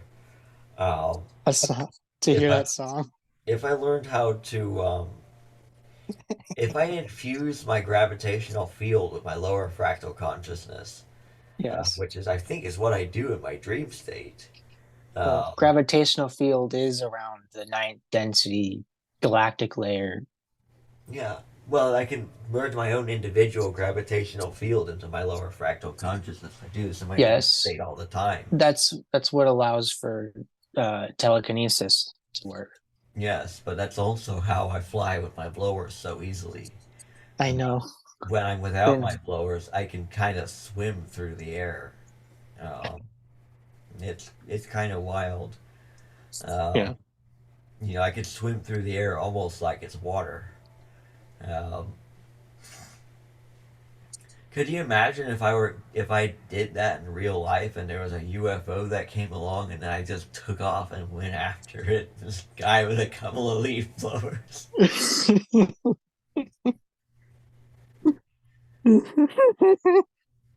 The Yeah, UFO would probably be going faster and faster because, like, what's this weird guy with the leaf blowers doing? yeah. Well, Unless it knows who you are, then it's just playing. I'm sure they will.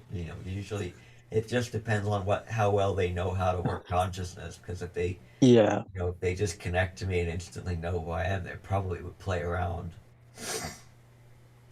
But if I have the ability to work my gravity field like that, then I would be able to go ahead and travel like they can. True. Because I just keep reducing my gravity field, which increases the velocity per unit kinetic energy as a fraction of the speed of light because the speed of light shifts, with that. And so in theory, I could just keep Mm-hmm. increasing my speed indefinitely. Thing is, my ability to go out into space and go beyond the Earth collective requires that my consciousness is set up in a specific way. Because one of the things that I encounter in my dream state a lot is where when I'm flying upward, power lines will seem to materialize, and I'll have to avoid them to, avoid getting tangled up and shocked. Um, I feel like this analogs to the EM grid of the Earth, and Mm-hmm. my inability to get beyond that. Um, and one time I just roughed it and went fighter jet style and eventually managed to overcome it. And I ended up on some planet somewhere with a rainbow atmosphere. It felt very airy. I must have gone up a density or something to get there. Um, and I would need and that's the thing is I would have to go ahead and I'd have to expand the horizons of how my consciousness would be able to create to be able to go ahead and get beyond Earth. And if it's not by going up a density, it would be by reallocating my consciousness. And going up the density would be easier. Um, Well, you have the ability with your consciousness to affect the EM grid. well, the EM grid's literally my body of consciousness, so it's Yeah. literally a facet of it. And so, like, if I Yeah, like the shift everything, crystalline grid that literally logs what collective you're a part of. yeah, because the thing is, I just directly shift my consciousness, I just go straight to experiencing what I want to experience, and all the parts that need to shift for that would just shift. So, Mm-hmm.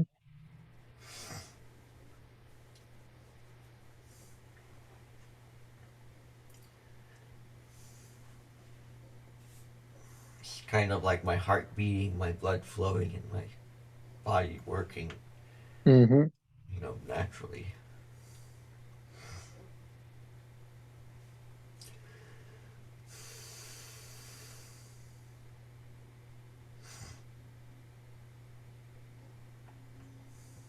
Is that everything?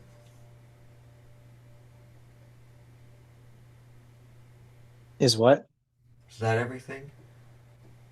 I do feel the urge to relay greetings to many of the beings. You can feel what? I do feel the urge to relay greetings to many of the beings.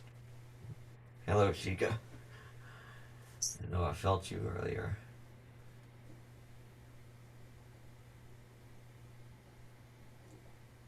Well, obviously, because my thoughts bounce around between different beings. Yes. So obviously, I would bounce to hers. Yes. Yeah. Just wanted to go ahead and quickly say hello, because Mm-hmm. I think we've covered everything we needed to cover for this round. Mm-hmm. What about you? Is there anything else?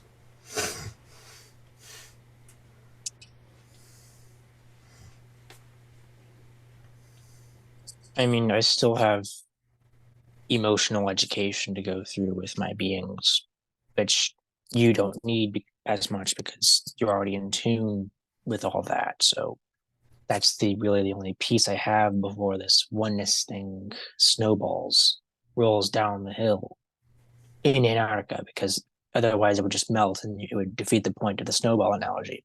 Yeah. I Looks like you have everything you need to do that, so. know. I'm just still Because I playing. have various ranks of guardians, as if you will, and moderators of who comes in and who doesn't, of telepathic traffic. The telepathic traffic cops, if you will.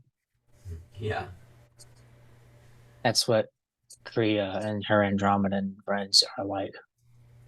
And the Andromedans in general just kind of have like big sibling energy. Yeah. Yeah. I'm just having to feel around my consciousness to learn how to use it. So that's pretty much what I'm doing. Yeah. Sometimes I have to do something that my heart doesn't really want in order to figure out why my heart doesn't want that. Yeah, I remember when I had to deal with that. Um, pretty much all of that, pretty much all of that for me has run its course. Um, Well, because I'm kind of between where you are and where Merkaba is, because he's pretty up there. yeah, And you can probably read in his field how open he is and how connected he is. yeah, Even though his heading is not purely toward the type one being, he's more connected, elevated, I guess you could say, and is aware than yeah, us. So it's kind of like our builds put together equals his build, kind of a thing. yeah, yeah. Mine. It's funny because the Type One being for me, like the whole reality and the co-creational dynamic is different because when it comes to UFOs Mm-hmm. and things like that, I just don't see them because the the version of the collective that I have isn't really on board with that, and my energy is so deeply entrenched in Type One being that it's a quirk of my energy. It's not just Type One being in general. There's something about my own consciousness that doesn't create UFOs, and it has to do with the kind of things that I resonate with and don't resonate with. And it's not because like I don't ask him to come. Sometimes I do, but I think the reason I don't create it really much at all, especially now, is is because I'm playing a long game, and as You've much always as you played want the to, long game. yes, and as much as people want to see UFOs, they need to be fully on board with the idea of living that because there's also a lot of fear, trepidation. If we were to come in now, and I've shared this with beings, like if we come in now, then these kinds of things can happen with a consciousness set up as it is. So we got to set up a consciousness like this, you know, that way we have the version of people that are ready for UFOs. So that way we, Helicopter. yeah, that is, that way we can That's come on funny. in. That way we can come on in and not, disturb people and get the experience that we want out of this. And then until then, we just work in consciousness, offering up our I'll wisdom. just trust in cloaking technology.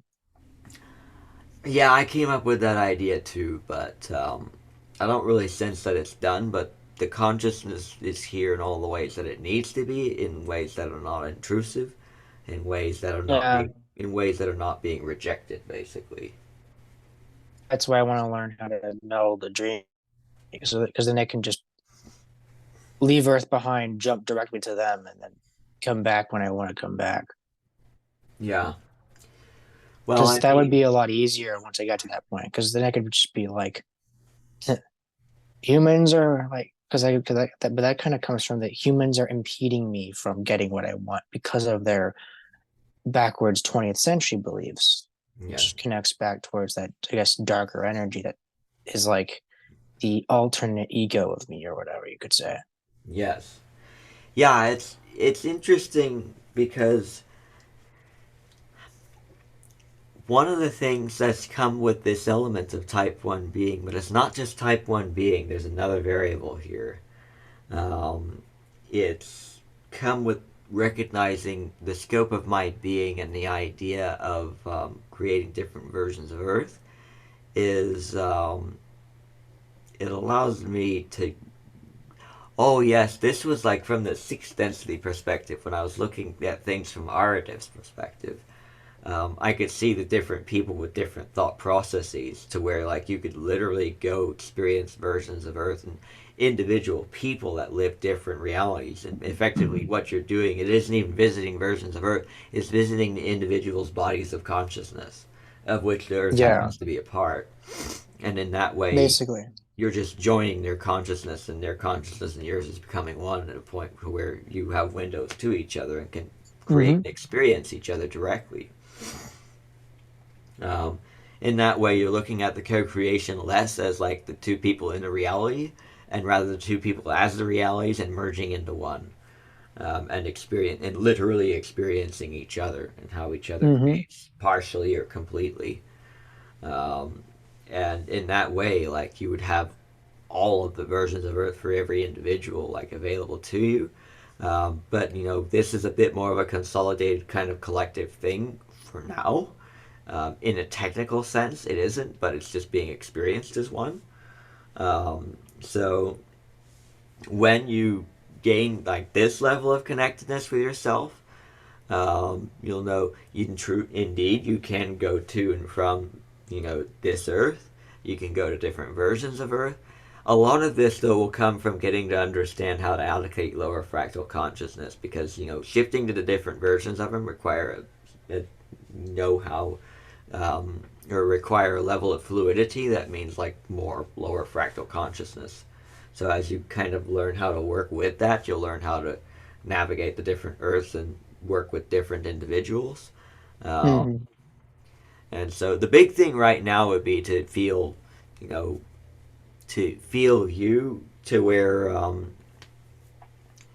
you can choose the heading, or you can choose your experience and set up for your experience. That's it. I was going to say the heading for a version of Earth, but that's actually extraneous because all you really want to do is just choose your experience and build to that. And just leave everything open to build to that. And Earth basically, is just the stage on which my play exists, really. yeah. And I mean, the whole of the Earth Collective that I already have talked about encompasses like everything that's like everyone that's basically ever existed in the different various versions of the past and future. That's the large Earth collective he's connecting to, with the different versions of Earth and the planetary collective, the collective version of the different versions, the collective of the different versions of Earth, basically, and the people, the oversouls who create there. And that was quite a significant collective when you look at that. And it's really interesting to see that because basically any bit of consciousness that has ever been a part of Earth is what the Earth Collective is. Mm-hmm. And And then so, there's Kate Price's timeline, which is still a bit mysterious because she lived from 1880 to 1992, which is 112 years. And there's a bit of a different technological advancement in that timeline. yeah, it is interesting. And she was the leader of her tribe and was bullied in her past and had a bad childhood. Yeah. Oh, there's a lesson I learned, by the way, Mm. when it comes to people, because I did experience, the kind of thing that you're talking about, where like when I integrated this heavily into Type 1 being, I noticed that people didn't seem to come along, where there was still a lot of the more Type 2 focused or Type 2 centric being.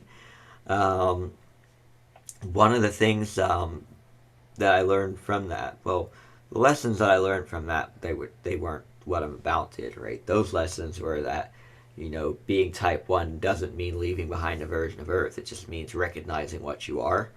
Um, but the lesson I learned is when you go and create with people who think more negatively or think with more resistance or, in a more confined or closed way, your reality becomes theirs for that moment. But again, you have the ability, like when you leave that energy, you can go straight back to where you prefer to be. Like So a rubber basic, band, yeah, exactly. And so in boomerang this way, effect. yeah. So in this way, you don't have any risk of losing yourself. So in that way, when you have an excitement to create with someone who's elsewhere, you can just go there and remember that you can always go back. And when things start to seem resistant, you just remember that that's just the nature of the beast. It's not because the world's bad. It's just the way this consciousness works. And you know where your home is and can always get back. Mm-hmm. So I'm slowly learning how to get back to my home consciousness faster. a lot of that would be to just feel your excitement and just let it come to fruition. And Yeah. it'll occur in steps. They might seem a little more spread out at first, but then it'll just get faster and faster. So, It's like going from the scatter plot back to the pyramid point, like I described earlier.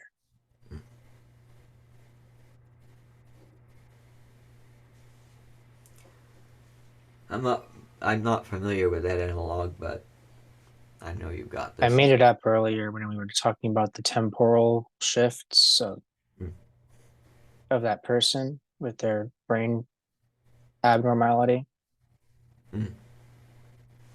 Yeah, I'll go. And I was talking about straight linear trajectory, then it becomes scattered because it's nonlinear, and then it goes back to linear trajectory as the r squared becomes more linear with the correlation coefficient, Yes. and then it basically ties back up, kind of like a bunch of bananas tie up together with linearity again with a single line, and then it does that over and over again on his Yeah. graphed causal trajectory. Yes, and I see that very well. And again, everybody does that because everybody goes into the dream state, and it's basically the same. Mm-hmm. So, albeit it's the same in principle, but his instance is obviously different in some. The instance is more like a black and white TV versus a plasma TV in terms of clarity. Yeah, but his thing is, it seems like he's exploring like a crap ton more consciousness in those bouts than like a usual round in a dream state. Mm-hmm. I mean, he doesn't know anything about consciousness that we do, but if he somehow does learn that, then that's just us integrating a part of what we want in our own story through his window. Well, here's the funny thing about consciousness is a lot of people actually know a decent amount of it, but they just don't know it in the way that we do. They just kind of have like the feel for it because they've lived life and that kind of thing. But having like an actual organized structure of knowledge, that's not very common in today's society, in this version of Earth. Yeah. But but having kind of like a feel for the self, that's not that uncommon, and that's exactly why, like, when you and I come along and we talk about it with other people, they recognize what we're talking about. Because a lot of people do kind of know this deep down, but they've never actually like consolidated and organized that knowledge and then built upon it like we have. Yeah.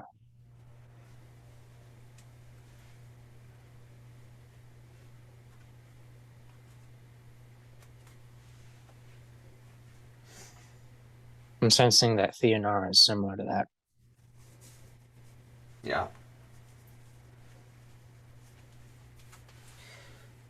Well, if she's hanging around you and all, that might change pretty quickly. Well, it's more the concept that I'm hanging around because I've questioned multiple times if the current version of her that's in the same time point that I'm in, just in a different reality bubble in a different part of Texas, is telepathically online. And I'm always getting no from that, which could mean either I'm not ready to experience that, or she's not ready to experience that, or both. And based upon the different belief structures that I could parse out logically from that, then I could understand why it's not ready and then make the mental moves to make it ready, or like Yeah. clear out energy to let it exist, because I still need the plot point that leads her into my life more than just a concept that sometimes flickers in and flickers out of my dream state. Yeah, I'm not sure that like some of those ways that you've envisioned right here. I think when you work more with consciousness and you get more of a feel for oneness, you're gonna find some ways that are gonna make a lot more sense. Like when you see them, when you get the feel for consciousness, and then they'll also be really easy to just bring to fruition. But to be able Well, to do yeah, these kinds of things, because it doesn't look at like the telepathic internet, if you will, as such. It really just kind of looks at consciousness itself as a unit. Um, and well, I mean, it's something you'll learn by feel because everything you say, like there are different levels on which you know this, and then your wording, you have your own system of wording. So some of the things that I'm saying, I'm not so sure are going to be, like right here. I'm not so sure how compatible, like some of the things I'm saying. So why don't you tailor make your understanding, by feel for yourself, and which you're going to do anyway. And the answers that you're looking for with respect to her and her evolution and your coming together, will become apparent with this. Um, and certain elements of connectedness, and there's a deep oneness element that could be picked up from this, that could very easily bring you together, in a very heart-centric way. But you're just going to have to feel around your energy more to really really understand this. But maybe what I've iterated here will kind of give you some pointers of where to look. And all the things that we've talked about across this whole meeting, there are clues to that in it. Um, so,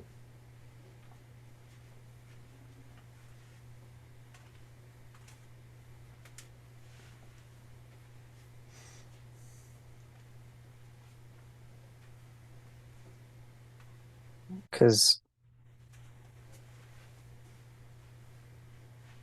yeah, that could point in a certain direction.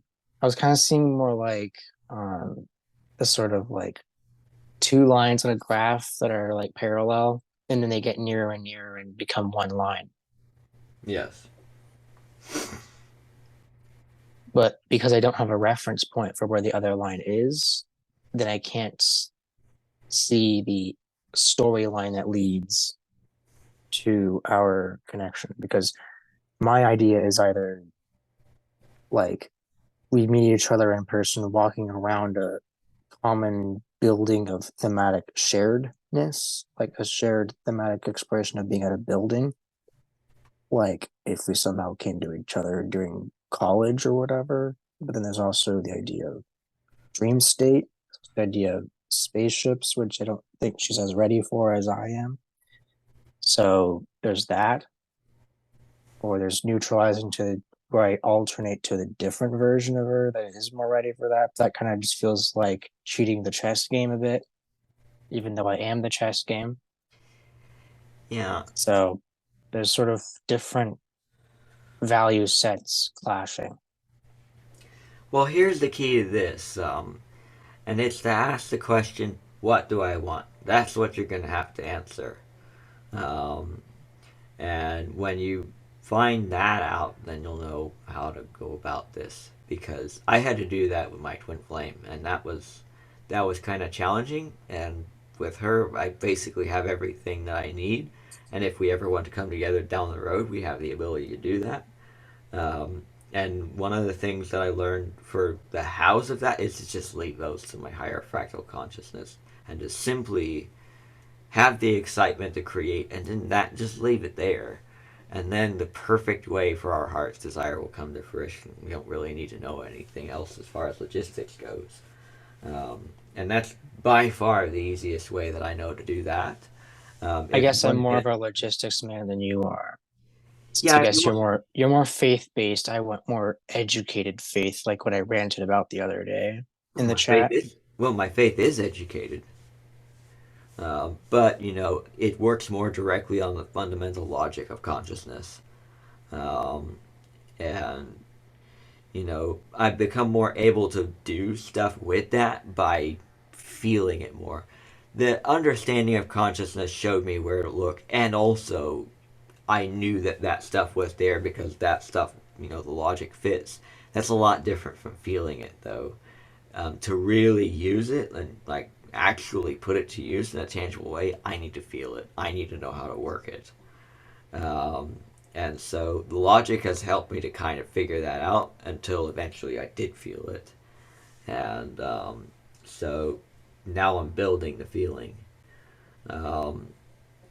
But like the basic logic of consciousness is pretty simple, and then you can just look at reality, and the proofs are pretty straightforward, but they're also kind of fleeting, because reality is your being, and if you believe that it's just physical, that's exactly how it's going to express itself. And the ironic thing is, believing it's physical and see it expressed perfectly as physical is actually a dead giveaway of its consciousness.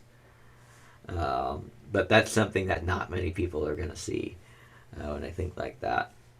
But when you see other people's stories and other people's existence, and you become a really good judge of character, now you can really see how the different people have different realities. But you and I being in the channeling community and seeing how different people create, as they create with different beings, it kind of makes this obvious. So, you and I have seen enough, people, their thinking and their feeling and their believing, and then how they live, the way their reality is, the things that happen, that we can really connect very, very well the being to the experience and the expression. And in that way know that it works, but knowing how to work it is another story, which you and I are both really beginning to do now. But, and that's just it. When you feel it, that's when it's going to start feeling real. When you work with it, real things actually happen. Like today was a really good day for me because there were multiple major successes. And same goes with the subsequent days. Like I'm really actually becoming pretty dexterous with consciousness on the ground level. And so when you know the basics of how to work it, then you can know what to do to get that first feel, and then you can build on that. So in that way, like, put simply, when you have an excitement to do something, and you know that works, you let that excitement come to fruition. It comes to fruition. It becomes one of those tried and proven things. Just like animals learn to do. They don't know why it works, but it works. They just do it. And it's just so deeply ingrained in the instinct that they just kind of do what they need to do. And that's, I guess, in a way, kind of similar to what I did. But I did know the workings of it. It was pretty easy for me to figure them out. And I kind of knew those ahead of time as well. But, the reasoning worked, so I rolled with it. So that's kind of how my educated faith works.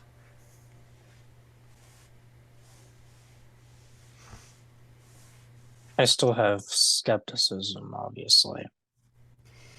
Yeah, and the best way that I know to let go of that is to just keep playing with it. It took me a while to kind of overcome that myself, like in a pretty complete way.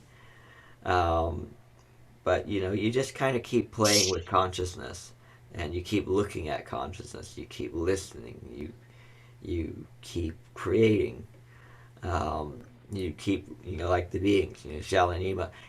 I would actually recommend that you go back and listen to your interview with Haley, because Shalanima, the basics there are pretty solid.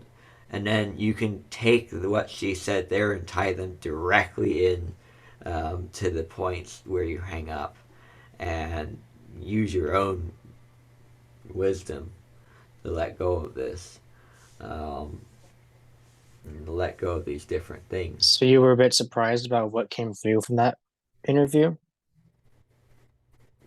I don't think so, but um, seeing it and then seeing this, it was a big difference. Like there was a big vibrational difference. And I have a feeling you'll be able to make really good use of that. Um, and what was iterated there? How I've come along now,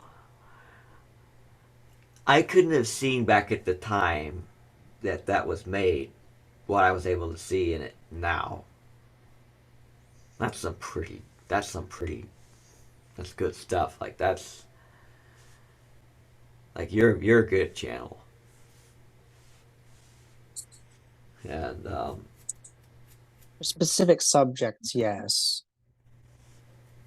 yeah, I know the areas where the resistant energy ends up a bit higher, and it's I mean, you just work with those, and you work with the resistances, bulldog them, till you eventually let them go. You keep working on them, getting to understand them like a dog with a bone. You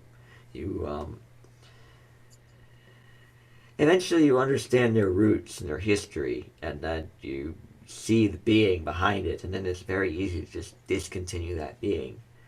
Um, once you have a feel for it.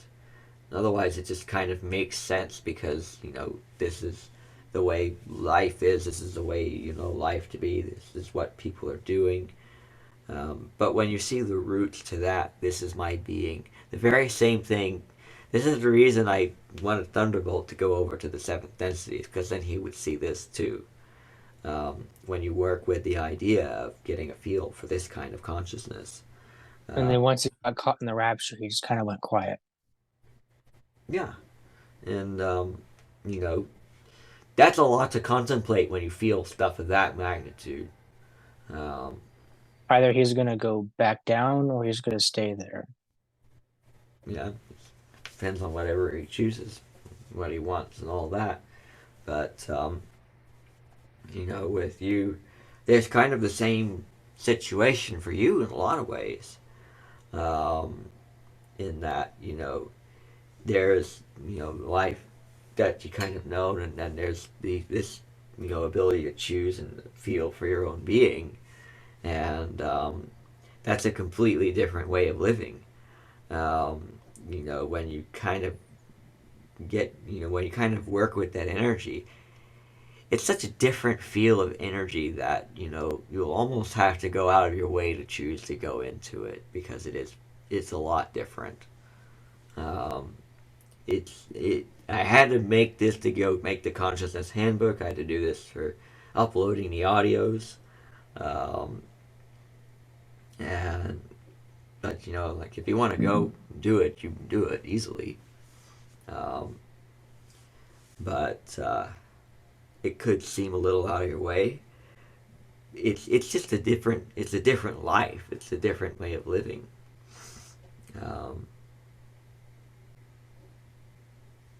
so that just depends on what you want and whether to go that way or not. When I think you might have heard in the audios, like when I first really felt the Type 1 being, I didn't immediately run for it. I actually hung back a little, cogitated it. I felt the feeling and knew how to get there, and hung out in life. I knew a little more, and then I got to work on it shortly after. Um, and so, and the reason I ended up getting to work on it is because consciousness is fun to work with. I like working on this stuff. Well, yeah. So, At least me being as limitless as the characters and the stories that I channel. Then I can participate in those stories and sort of be like the appreciative observer. Like, hey, I channeled your story in this way. And they're like, maybe channel it in that way. And then I do that. And they're like, oh, yeah, that word, kind of a thing. Like participatory story experiencing. Yeah. That's kind of the where I want to go. Because instead of just passively reading a story or writing a story, I want it to be more like participatory story, Yeah. There's one question. which is what socialization is. Yeah.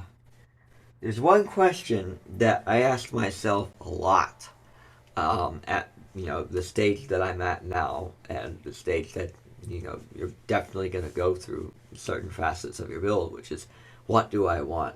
Because or why am I creating this? I think if you've heard the audios, you've heard where I was asking that because I went through that a lot. Why is my reality what it is? Why do I keep coming back here? Um, and because when you let go of the resistant energy and all that's left is excitement, then you're looking at what you want, why you want what you want, and you're just kind of working with that. And that's kind of an interesting stage to We be are at the in. exact same time. Yeah. And that's kind of an interesting stage to be at in life. Where you're looking at that.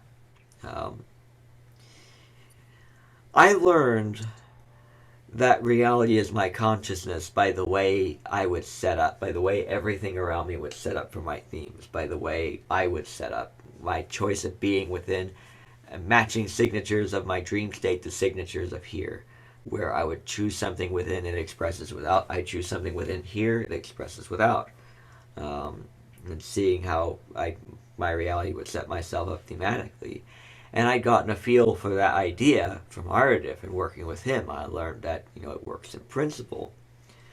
So I approached life as if it worked, um, and eventually, yeah, I got a feel for it, and the room opened up, and I knew that that was going to happen. Where I would eventually get something to work by feel that would give my physical mind some substance to work off of, and then I'd build off of that, and then I could strengthen my belief from there. That's weird. So I'm moving my arm in front of my face, and I'm almost seeing a slight outline of a glow coming off of it. And then when I move it away, the glow goes away in the direction that my arm goes. where are the lights in your room or in the window? They're not. All of them are turned off. Yeah. Well then,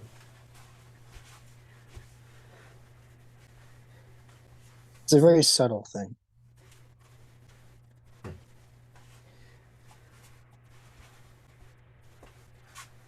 all right. Well, I think it's probably getting time for me to go ahead and make. Oh, he fell out of the house. Oh well.